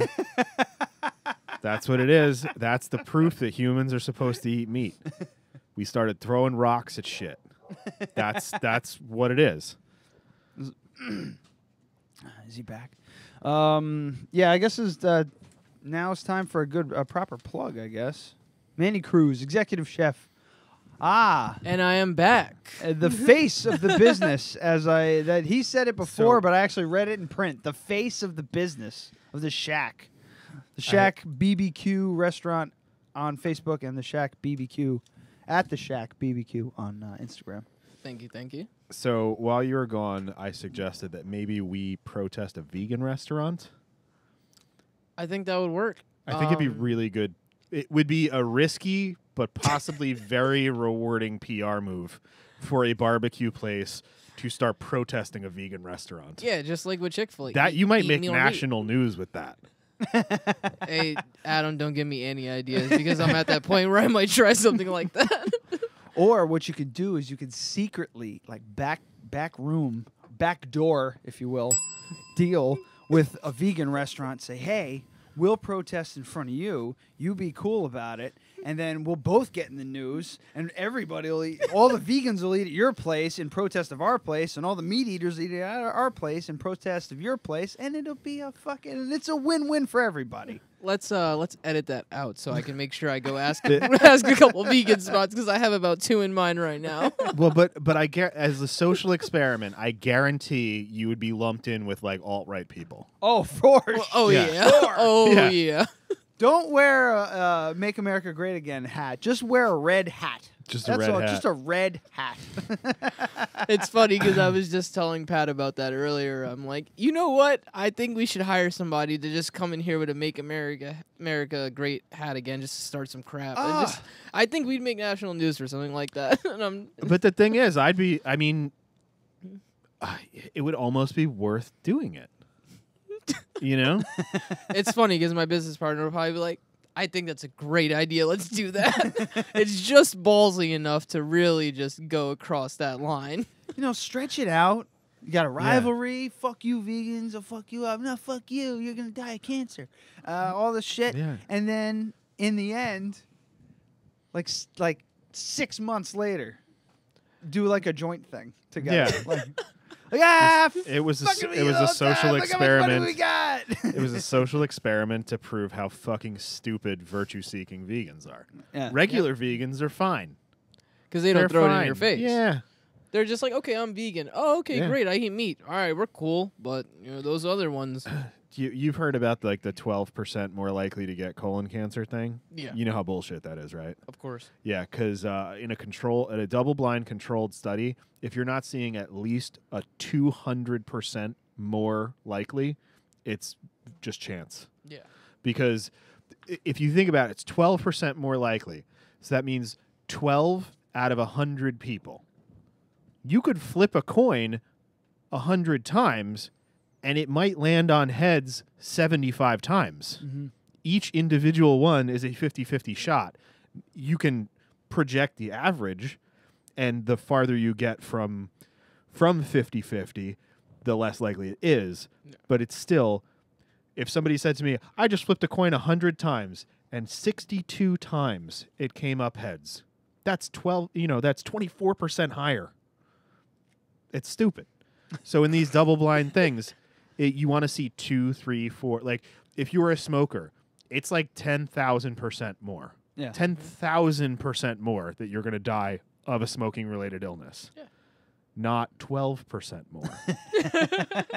So it's just left up to chance, and they think that it's the healthy user confirmation bias. Have you heard of this? People who are vegan tend to be healthier because people who are vegan tend to think about what they eat more than people who are not vegan because they have a dietary restriction. Yeah. So people who are not vegan are more likely to go, fuck it, I'm just going to go to McDonald's. Or they're more likely to smoke and not exercise. So that 12%, it actually should probably be more just based on the demographic. It's not the meat; it's all the other stuff you're doing. Yeah, of course, and that's what I tell everybody because it's funny you say that because one of the other people that work with me, he was explaining that one of our regulars had to switch up on his orders because of his dietary restrictions, but I noticed him smoking a cigarette outside when I walked into the restaurant. Yeah. So I look at my guy and I'm like, listen, if he stopped smoking and stopped doing all the other extra bad shit, he'd probably be able to eat my shit here. Mm-hmm.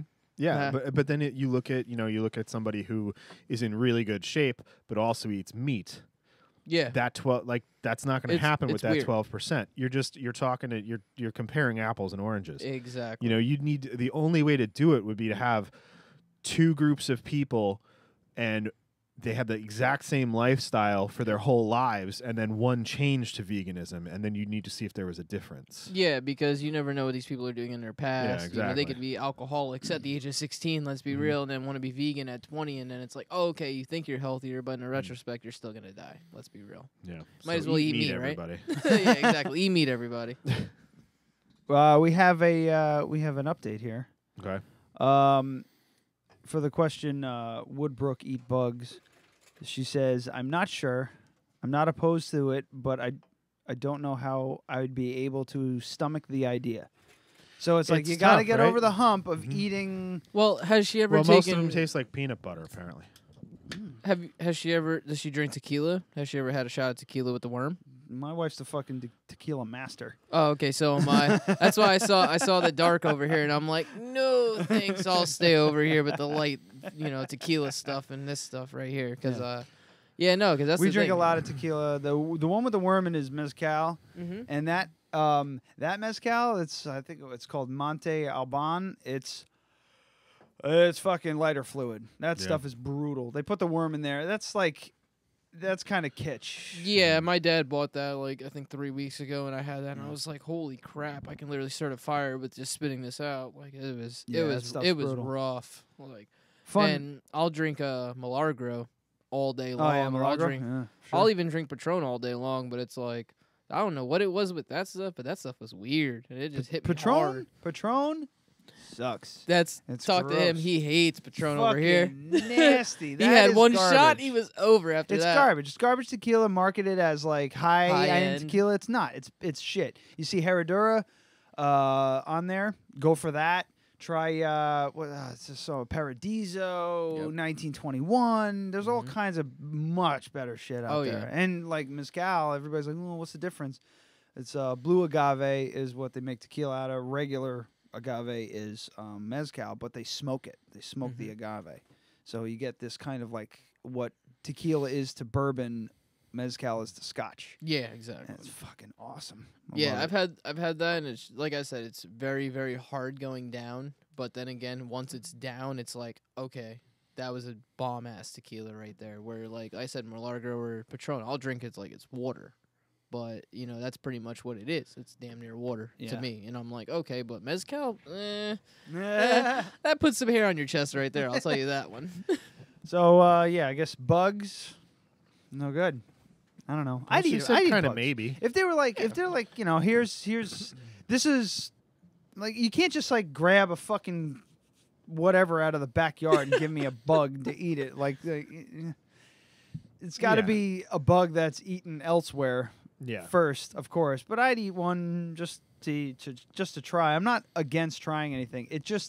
There is a hump you have to get over. Yeah. And you have to just kind of go, suck it up. People eat what's that shitty ass fruit that everybody eats in Asia? Durian. I have no idea. It smells like rotting animal. Really? Yeah, it's this giant fucking thing here. Let me see if I can. It's this spiny ass little this spiny ass fruit that they eat. I know what you're talking about. I've just never actually heard the name of it. Yeah, here it is. Hold on, let me see. This is what it looks like right there. Oh. Okay, so nope, never mind. That was not even close to what I was thinking of. Yeah, it's a fruit of several tree species belonging to the genus Durio. 30 blah blah blah. It looks like it Indonesia, would smell really bad. Thailand. Known for its strong odor and thorn-covered rind. Some people regard the durian as having a pleasantly sweet fragrance, whereas others find the aroma overpowering and with an unpleasant odor. The smell evokes reactions from deep appreciation to intense disgust. Has been described variously as rotten onions, turpentine, and raw sewage. Wow. But some people, it's kind of like that cilantro thing. Yeah. Like when you eat cilantro, some people taste soap. 12%. Some people taste delicious cilantro. Yeah. Most people smell rotting dog asshole. And others are like, ooh, this smells like cantaloupe. Which is also disgusting. I don't know why I went with cantaloupe. I'd sooner try durian than eat cantaloupe. But this is like the big thing. We should get it. Oh, I just don't want the studio to smell. Yeah, but you just got to get over the hump. Yeah. It's like sushi. When I tried sushi the first time, I'm like, I'm about to eat raw fish. This is a little rough. Yeah. I had to kind of get it down, and then now it's whatever. It's sushi.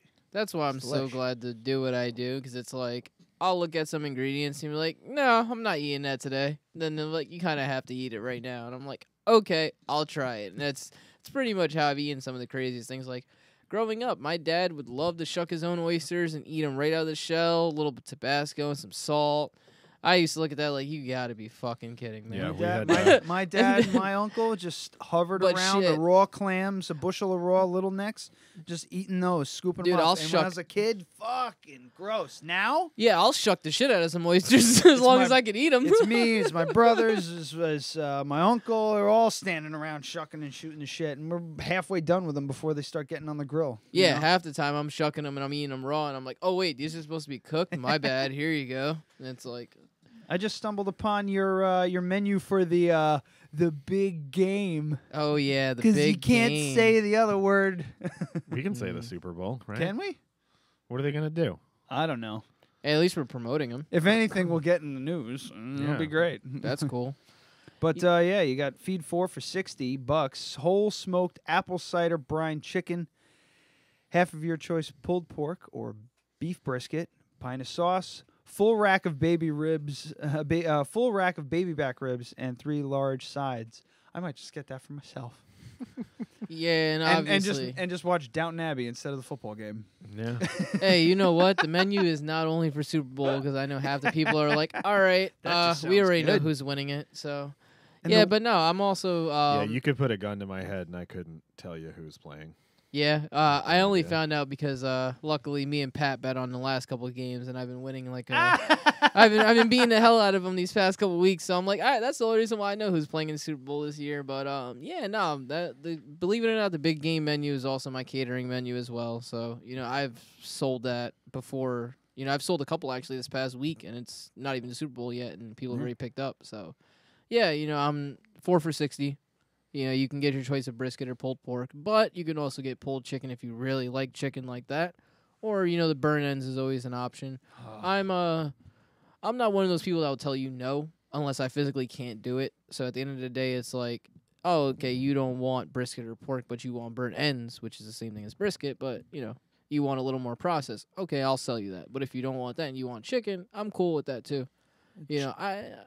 I like to make people happy at the end of the day. It's about making the customers happy because that's the only way they're going to come back. And their chicken wings also are available with your award-winning sauce. Yes, and the one thing I do differently than everyone else with their chicken wings is you've been to a Chinese restaurant, right? And have you ever gotten like fried chicken wings from a Chinese spot? No. Okay, well. But I've seen it. Where it's like the leg and the wing jointed together. Yeah, yeah. I do the same style over there, where I will. Yeah, I like it that way. I pre-smoke them and then I fry them. That's some southern shit, right? That's some southern shit right there. No, it's because a lot of people complain that the wings are too small. We're not getting enough. So I'm like, all right, I'm gonna give you enough. Yeah, I'm gonna give you more than enough. I did them like that for your bachelor party.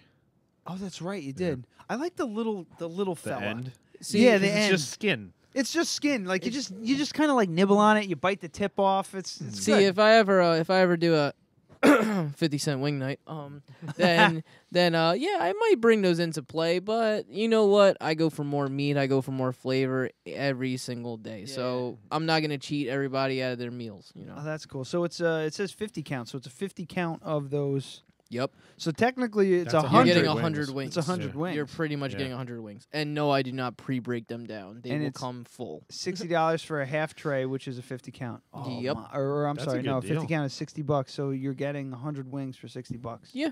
Yeah.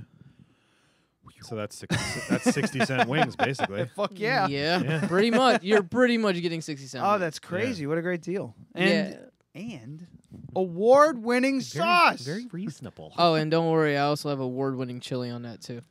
So you can also get gallons of chili. You smoke the wings too? Oh yeah, no, I pre-smoke the wings for about 2 hours until they're about 80% done, and then I'll fry them. There's nothing better than smoked buffalo wings. Yeah, because you know what? When I first tried it, I was scared. I'm like, oh man, the fryer oil is going to take away from the smoke. But if you smoke them just enough to where they're not cooked all the way, but just cooked, you fry those things up, you still taste the smokiness. And personally, I have Pat over here and my father to eat everything that I make before I send it out because I'll tell you the truth, I can tell you that my food's good, but everyone else around me won't. Yeah.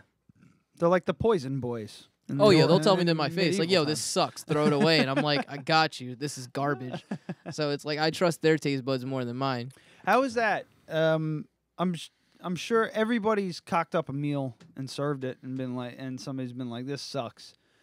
How is that to handle? Me personally, you know what? I'm young. I'm 25. A lot of people don't even expect me to be where I'm at 25. So it's like, if I make something and it sucks, and I can tell you, oh, I'm sorry, Anna. No problem. If I can tell you straight to your face, like, yo, I tasted this and it sucks, I won't serve it. Yeah. I'll throw it away. I don't care about the cost of it. I don't care that it just took me 30 minutes to make this.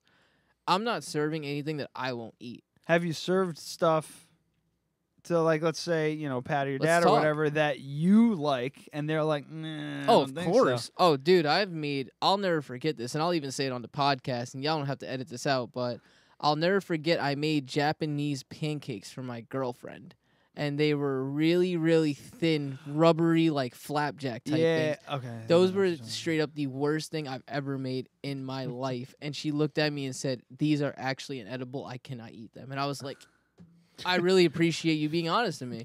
And I took it with a grain of salt and literally went back into the kitchen and made another batch of pancakes.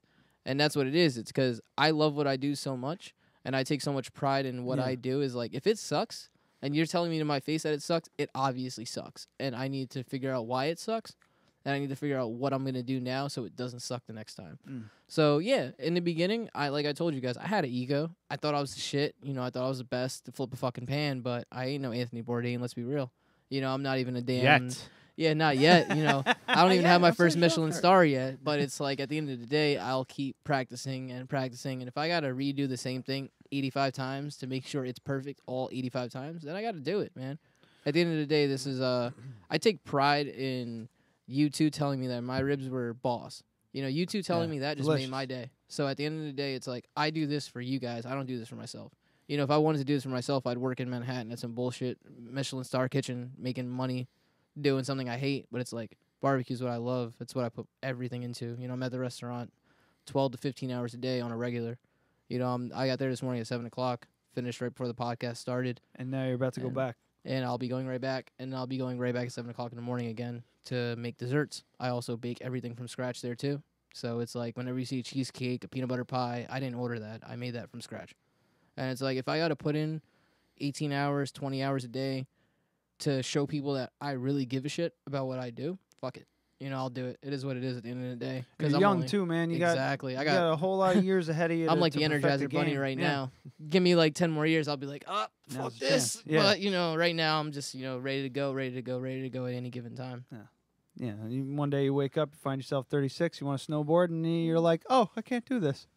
Yeah, that's why I work hard now, so when I'm 35 and I want to go snowboarding, I can get the hell out of here and be like, yo, Pat, you want to run this today? I got you. Got you on overtime. What would it take to get you on Hell's Kitchen? A lot. No, I just had this thing flash in my head. I'm like, what if we started what if we helped start a campaign to get him on Hell's Kitchen? Well, listen, you don't have to start a campaign for that, but hey, if anyone from Chopped is listening, call your boy. I'm ready. So you'll go easy 10 grand. You'll go on. Oh, all right. I think it's an easy 10 grand. Oh, we should try and we should do like a video thing. Try and well, get little you on, does Adam get you know famous. that's kind of what I want him to do is make me a nice Chopped video over here. I got to send them something, you know. I can't send them just pictures, you know. I got to send them a video of me actually cooking and chopping. So, yeah. So you'd go on Chopped before Hell's Kitchen? Any given Sunday, man. Hell no, man. I don't think, honestly, as much as I've been through these past couple of years, I still don't think I can take fucking Ramsey chewing me out like that. I think I look at him like, dude, are you fucking kidding me? Like, you are a true prick. I'm always curious about the reality shows, what a chef thinks of Hell's Kitchen. What when Hudson Valley Tattoo Company was in, I talked to them about Ink Master, and they were like, "Fuck that show." You know what? Chopped, I'll give it to them. They do a great show. Hell's Kitchen, I never really was able to get into it because I felt like they portrayed Gordon Ramsay as a complete douchebag when at the end of the day, he does great with his work. It's just that what he portrayed himself as on the TV made him seem like a dick. But at the end of the day, Chopped is more like you kind of have to portray yourself when it comes to Chopped. So it's like I can be myself, you know, on the camera talking about what I love. And it's like Hell's Kitchen. I'm like, yeah, I just got to go in there and just get screamed at by a guy. It seems fake. Yeah, it just seems it's all pumped up. Yeah, exactly. Actually, just like if you, I mean, you could act like that in a kitchen for a while. Years probably, but someone's gonna sue you eventually, or punch you in the fucking face. Yeah, I actually fell down the rabbit hole a little bit with Hell's Kitchen to see like what the fuck happened. How did Hell's Kitchen start? How did Ramsay get famous? And it was like there was a documentary that they did. It was like a 6-part series called Boiling Point. They did in the UK. He was going after his 3rd Michelin star, and they were just basically documenting how he is in the kitchen. And his brigade, they're like fucking soldiers. Yes, sir. Yes, chef. No, chef. Like they're just the kitchen is fucking silent. A lot of people don't know too, but Gordon Ramsay actually used to weigh his cooks because if you weren't thin enough and agile enough, you obviously weren't fast enough in the kitchen. So he wouldn't hire a lot of people because they were overweight. Yeah. And that's like one of his biggest things. And I'm like, really? Shoot, I can name, some bigger guys right now that have moved in a kitchen like they're damn ballerinas. And I'm like, how are you so big and so graceful? I mean, where's he from? Ramsay? Yeah. He's Scottish, but I think he's from London. Yeah. But like they're filming him, this documentary, while he's trying to get his 3rd Michelin star. So like he's freaking. I don't know what that is. It's like one of the highest honors. It's literally the high. Like to get your 3rd Michelin star is like you're fucking the god of cooking. He has 17 now. He has 17 Michelin stars, but to get 3 Michelin stars at one kitchen in one restaurant is like one of the hardest things to do because the Michelin Guide is basically people who they hire, who the Michelin company hires to go to these restaurants undercover and grade them to a certain degree. Oh, these fuckers are like Pinkertons. And it's when it comes to like infiltrating these restaurants. Yeah, like they don't tell you. You need to know inside people to get any kind of information. And half the time you won't even get that information. And it's so crazy that in the United States, in order to get a Michelin star, the only way to get a Michelin star is if your kitchen and your restaurant is in Chicago, New York City, or LA. Other than that, right now they're not handing out Michelin stars in any other state. There's other countries obviously, but you pretty much have to be one of the most badass chefs with a restaurant with a staff to like militant, literally like you said, Ryan, militant. These guys were like they soldiers. can't miss a beat. And, like you miss a beat, you're done. They kept interviewing these fucking guys. Like, how do you feel about his attitude and like the way he treats you guys? They're like, he's the best in the world. I don't give a shit. I'm working with Gordon Ramsay, and I better not piss him off. He's like, all he wants to do is succeed. Is succeed. So I'm just gonna follow him because if he succeeds, I succeed. And I was just like, God damn. And he's fucking yelling at these guys. Yeah. He like goes threatening their off. jobs and everything like that. And I think I'm assuming some producer in LA was just like, we got to get this guy and then just turn it to 11. But you know what? I don't know how his show has been doing personally, but he got a lot of BS from a couple of years ago. Actually, he got so into somebody that they ended up committing suicide. What? Yeah, I don't know if you read that, but no, he actually blamed the guy for doing it because he said he was too soft in a way. And I'm looking at this article like Gordon Ramsay really blamed this guy's suicide on the guy himself, but not on his show. But like this guy literally like Gordon Ramsay put a lot of people through a lot of crap. The second contestant on a Gordon Ramsay hosted reality TV show has committed suicide. This was from 8 years ago. I was going to say a couple of years ago. Joseph Cernilia, Friday afternoon in New York's Hudson River. I'm sorry. Police discovered the body of kitchen nightmares. Joseph Cernilia, Friday afternoon in New York's Hudson River following a series of 911 calls. A man who jumped off the George Washington Bridge. That was another guy. And what was the first? Rachel Brown was the other one. Yep. Rachel Brown was the one that I read up on more where he called. Yeah. So the other guy, I don't think I want to associate with it because that was from Kitchen Nightmares. Yeah. No, the other one was the first contestant was he was in deep debt while struggling to keep his New Jersey restaurant open when he appeared Kitchen Nightmares. Yeah, no, that wasn't the one I was talking about. It was the Rachel first one. Brown, who competed in Hell's Kitchen, shot herself in 2007. Jesus yeah, Christ. that was the one where he. This is getting dark, guys. Yeah, he pretty much said it was selfish. But you know what? That's what the industry is these days. But that's why I'm here to change the industry. You know, I've been through enough kitchens and enough chefs to give me so much crap. It's like I see a lot of people that are around my age and close to my age, and it's like I want to give everybody the same shot that I got. You know? think it's it is different. kind of it is kind of weird, the service industry, which you and I are both kind of new at. Very new, yeah. I mean, And I worked in a just bar kind of for like a little while, but that's it. It's like, you're legally required to give us breaks, and they go, no, we're not. Yeah, you are. You are. Like, that's not.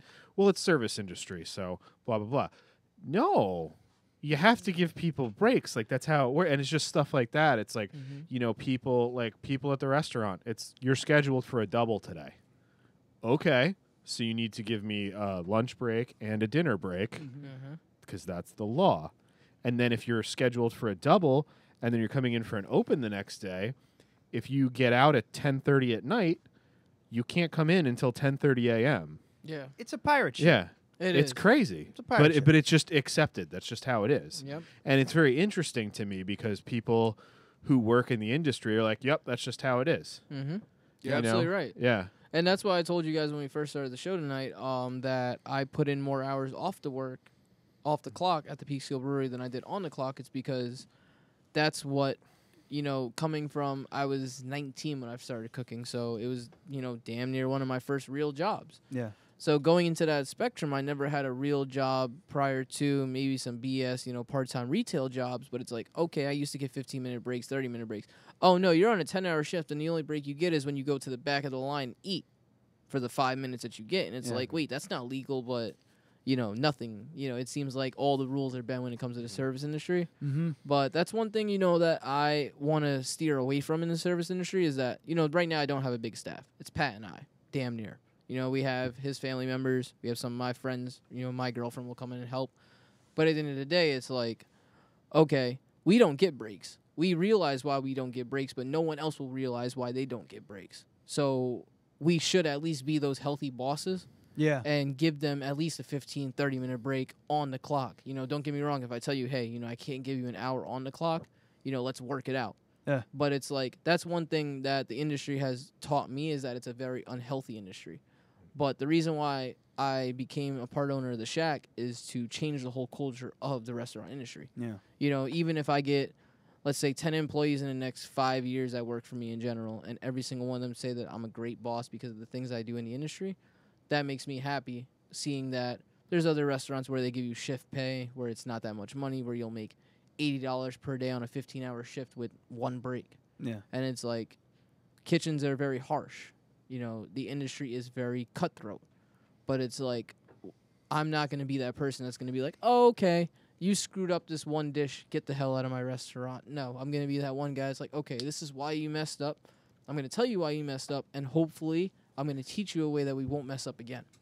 Yeah. And it's like, that's how it needs to be. Too many chefs are too like, oh, what the fuck?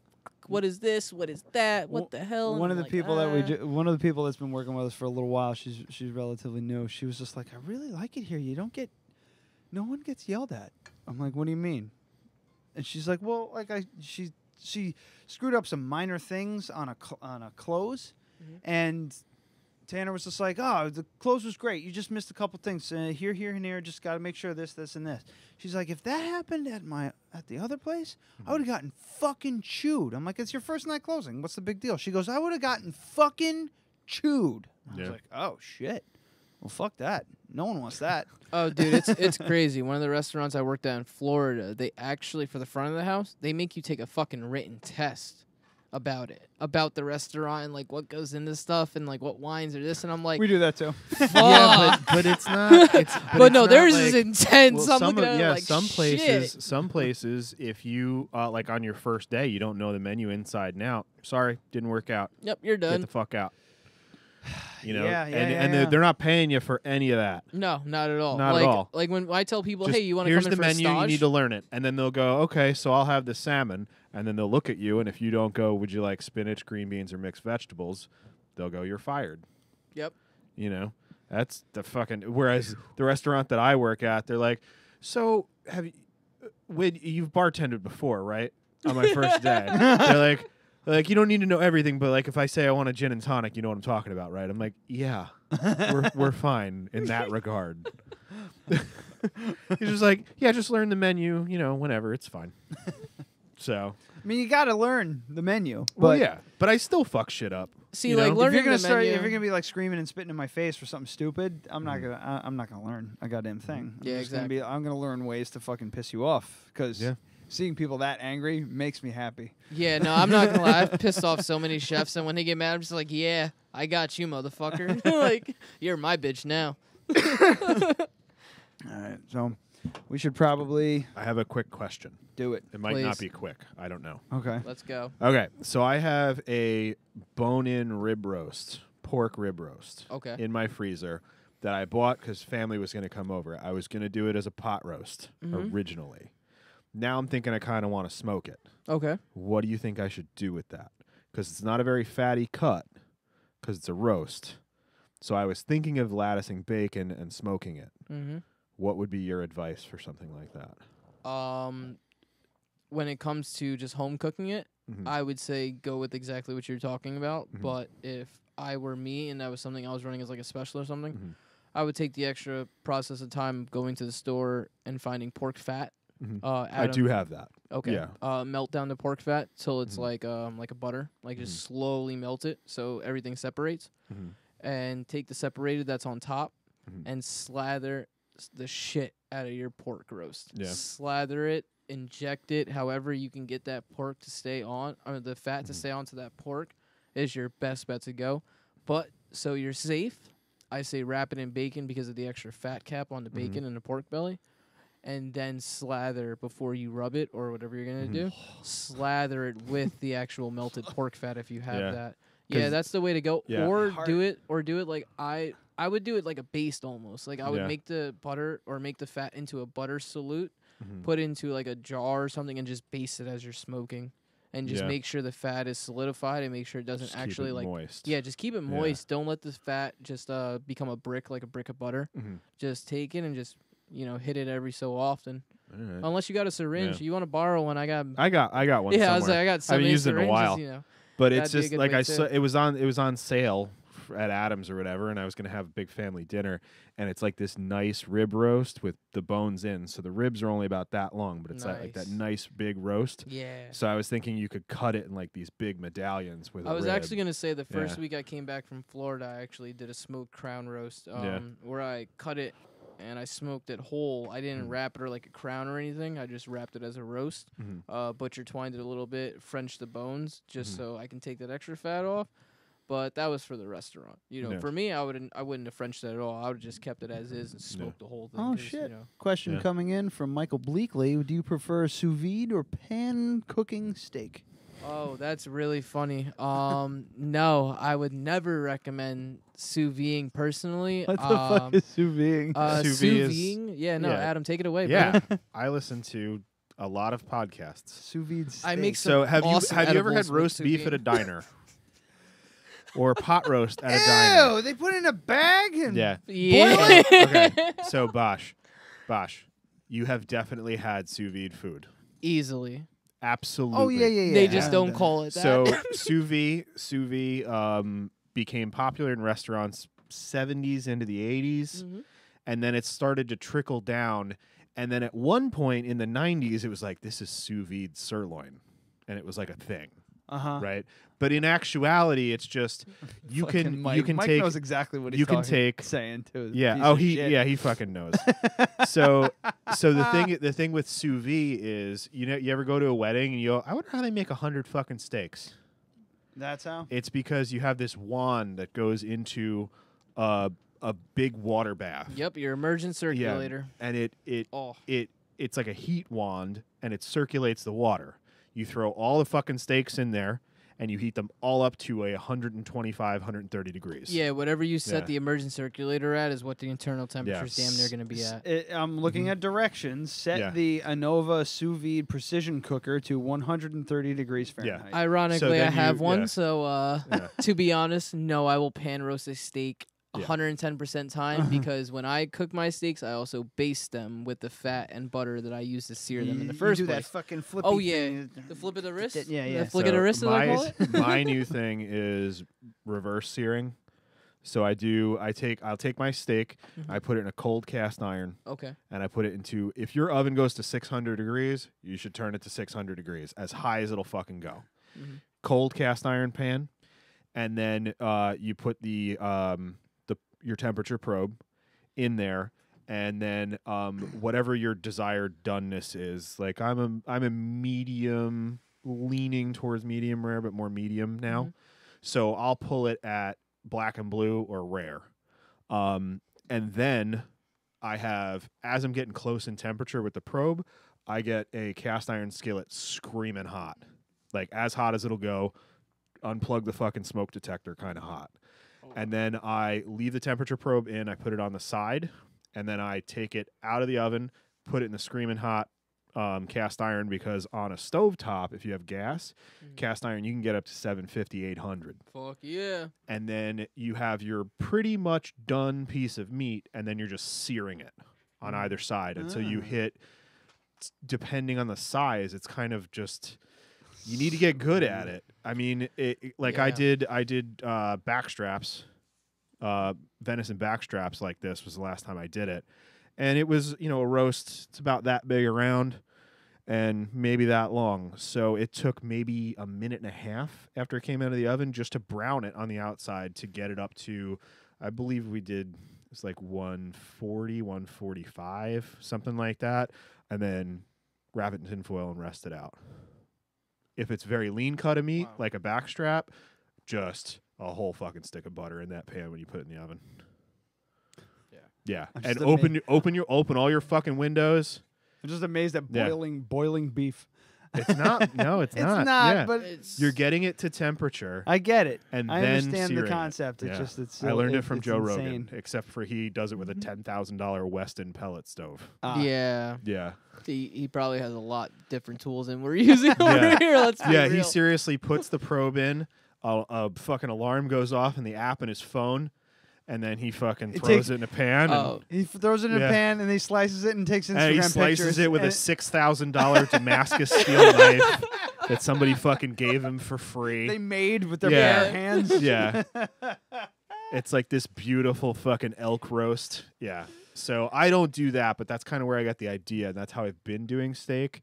And if you have a lean steak, throw a bunch of butter on it. Fuck it. Yeah, that's what I've learned from this this conversation. It calls for butter. It calls for fat. Fat. It calls for fat. Yeah, this is a better way to put it. And now that I'm kind of learning to cook game meats, I save the fat from everything. Yeah. Everything. Gotta. Oh yeah. If you're making, I was gonna bring fucking jerky for you. Oh man, it's okay. It's gonna be gone by the next time I see you. I'll have to make more. I was gonna say I'll be around for a while, so hopefully you have enough for me. But yeah, no, that's one thing I was thinking about too was just the whole process of what you were talking about with the whole meats thing. It's like I never really thought of reverse searing, but I worked at a steakhouse for long enough to know certain cuts need certain processes and certain cooking. So like sous vide, just like your guy asked online. Hell no, you'll never see me sous vide a steak. No. I get why it exists, because if you're a catering company that has to have 110 steaks ready at 6 p.m., there's not much choice. I want to sous vide an egg.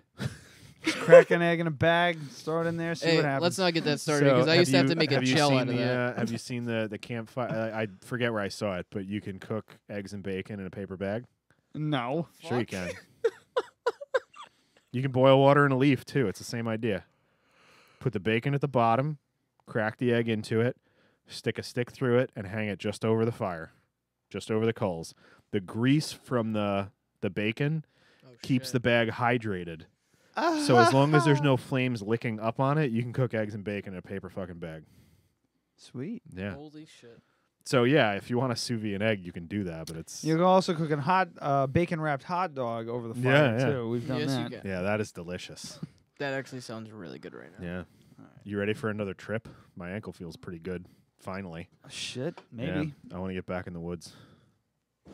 It's been fucking 5 years. I'm very civilized now. Yeah? Yeah. I wish I could pull up the picture quickly, but yeah.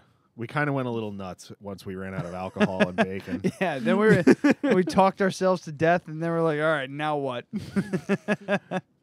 Yeah, we did 2 full days in the woods. And it was just, in the middle of nowhere, no cell phone service. This is even pre-smartphone days. Yeah. I'm one of those flippy guys. Yeah, we just ate. We just ate a lot of food. Hey, Pat, I think we need to do that soon because I need to put on like 15 pounds. So we need to spend like 3-4 days in the woods. Well, I think now you'd just be like doing a bunch of drugs. Yeah, probably. He's talking to me. I didn't write down any titles. I only have a couple because we were just like rapping the whole time about barbecue. It's very serious talk. Take your barbecue very serious. I take my barbecue so seriously. So much that I have a pork pig tattooed on my shoulder with the words barbecue. Let me see. Oh, you gotta like undress and all that nonsense? Oh, there he is. Nice. Oh, Old fella. Yeah, I call it my pork shoulder. Pork shoulder. Pork shoulder. All right. I'll hit that for you. All right. Titles. We only have 2. Gotta hit the ramp. So I have, 2. I've had the head cheese. It's delicious. And I think this is the winner. As long as it's wood on wood. Yeah, that's it. I would think if it wasn't for guidelines on YouTube, I really like, here's a bag, you dumb bitch.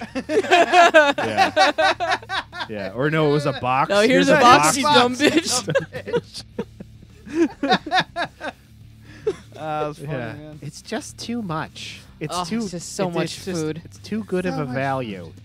Yeah. Shut $10 for all this? Yeah, please. Just take it to go, please. Can't tell you how many times I've gone to a restaurant, spent like $25, $30, and been like, I need to go to McDonald's after this. I need to get some fries.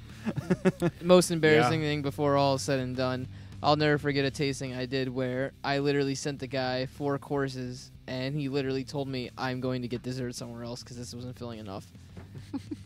I laughed at my chef to this day. I'll laugh at him forever. Wow. 4 courses, and then he still had to go get more, and I'm like, gee. I watched the guy at a local steakhouse. I don't think it's around anymore. He went in and he got the aged cowboy ribeye, which is like a tomahawk. Old 76er. Oh yeah. It was like 32. No, it was the old 96er. It was a 32-ounce aged bone-in ribeye, and it was like $50. That's like that big? Yeah. Probably I wouldn't go that far. It's probably like that big, but that thick. I got the same. Was it? It was $38. I'm sorry, it was $38. I got the same thing because I was out. I wanted to treat myself. It was delicious. This motherfucker got that 2 glasses of Johnny Walker Black, finished the glasses, ate the steak, and got another one. I watched him do it. Yeah. He sat there. He had another. He was just like, I want another Johnny Walker Black. I'm gonna finish it, and when I'm done, I'm gonna want this steak. And they're like, okay. And went out, and the fucker was diving into that with his 4th glass of Johnny Walker Black as we were leaving the restaurant. Yeah, and that guy's gonna fucking outlive us all, I guarantee it. Oh, easily. Was he fat? Oh, he was a whale. Gigantic. He was a he'll he was still be fucking around. Mr. Carver from that Monty Python. What the fuck is it? The Meaning of Life. Yeah, that guy. Fucking unbelievable. But yeah, Manny, thanks. Ryan, thank you. Adam, thank you. Sharing some delicious barbecue. Your very unique sauces. Thank you. Thank you. Pat, thanks for giggling silently. Yeah. Why are they What's giggling? the wing sauce is the winner, the hot sauce, right? I liked the wing sauce the best just because it really talks just to you, man. really hit me. I think the barbecue sauce is really good. I'm more of like I'm more a spicy and Well, a lot when of you people come like their by- barbecue a little sweeter and everything like that. So, but Yeah, when you come by, I got the Nashville hot ready for you. the Dijon mustard was that was Yeah. like where it's at. I All like right. more like tangy kind of mustard kind of. Well, the Carolina mustard and your buffalo are going to be your top 2 when you come by. When you All come right. by, I'll even throw you a Nashville just for you to try it. Yeah, buddy. That's the more spicy one. So you're going to be like, all right, okay, I kind of see what you're talking about now. I'm not one Well, of those we should assholes definitely- like give me the hottest thing you got. Yeah, like there's no such thing as too hot. I get There about is 4 of such those a thing. day. Yeah. They're And yes, you're douchebags. right. They're No, just you're like right. They're different. They're trying to put on a fucking show. Yeah. I'll grind you up some habaneros real quick and show you what's really hot because, Yeah. So yeah, it's the Shack at the Shack BBQ restaurant on Facebook and at the Shack BBQ on Instagram. theshackny@gmail.com, 845-204-9900. They're at 399 Manchester Road in Poughkeepsie, New York. Give them a call. Put in your order for the big game. Oh, you guys are delivering now too, right? Yes, we deliver from Monday through Friday, 11 to 3 p.m. And don't worry, I will be opening that up very soon. So it's kind of like lunch. Yeah. Yeah.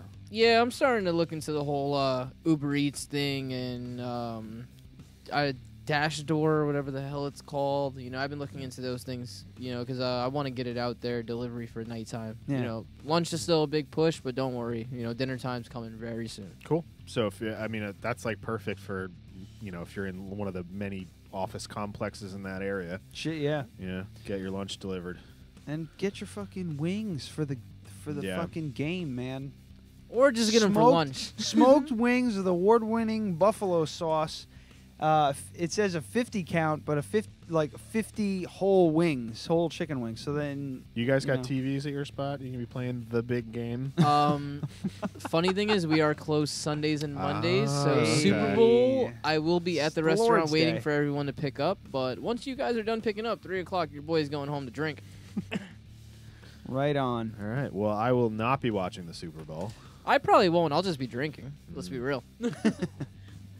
Well, yeah, man, it's been great. Thank you so much for coming on. And thank you for having me on. Wish I you really luck with the appreciate restaurant. it. Thank you. We're going to talk to you about Creator Fest after this. Yes, sir. We should start plugging that heavily, starting very soon. Yeah. So May 5th, not May 4th, unfortunately. Yeah. May 5th, which is a Sunday. Yeah, same deal as last year, folks, but better. Hudson Valley Creator Fest 2.0. 2.0. Yeah. The Reckoning. The Reckoning. Yeah, a bunch of a couple bands that played last year and a couple new bands. And we're gonna have new vendors and old vendors and more vendors. It's I'm shooting for 50 this year. We're stacking up. Yeah. And hopefully the Shack will be part of it. Yeah. I'd love He's to already get some committed. barbecue. Yeah. I'm 110% committed to HV Creator Fest, so I'll see y'all there. So we're gonna chat some logistics off the air about Hudson Valley Creator Fest and the Shack's involvement thereove. Does that make sense? Is that right? Sure. Yeah, sure. that We'll sounds go In with there that. at is. Yeah. Ergo. Thank you very much to Anthony Lavelle, a underwriter of the show, and Michael Bleakley for checking in on the YouTube chat. Everybody for watching. Thank you very much. Also, Mike, you spelled sous vide wrong. No, he didn't. It's V-I-S. No, it's not. It's not? I just looked it up. All right. V-I-D-E. Well, there we go. Thank you, Mike, for... yeah. That's it. Next week, we got Cousins. Yeah, Cousins Ale Works and with Sweet Cakes Bakery. Sweet Cakes Bakery, and they're going to be bringing us samples of their Belgian waffle chocolate stout. Yes. Just to let you guys know, I love their bakery. Yeah? Yep. Well, big fan. they put a couple hundred waffles in the mash for a beer, so that's pretty exciting. Cousins Ale Works It's in beer Wappingers. made with fermented waffles. Nice. Yeah. So I cannot wait because I've never heard of anyone doing that ever. But all of those sugars are fermentable, so why the fuck not? So very exciting. And they're bringing then, me gluten-free treats. Yeah. It's gonna be great. Yeah. So and then Maybe a muffin or some shit. Hopefully they will You guys be are getting taking drunk on beer, packets. and I'm eating a gluten-free muffin. Yeah. Drinking tea. This is great, guys. I have a miserable life. Food life, I should say. Anyway, yeah, that's next week, and the week after that, the big old bicentennial. Yeah, 200th episode with Tanner Townsend and Christian Griffin, if they remember. Yeah, that's the trick, isn't Yeah. it? All right, kids, that's it for this week. Join us next week for another thrilling adventure. That's a good sign off. Yeah, that's good. All right, cool. That's the That was a good D&D one. podcast bleeding over.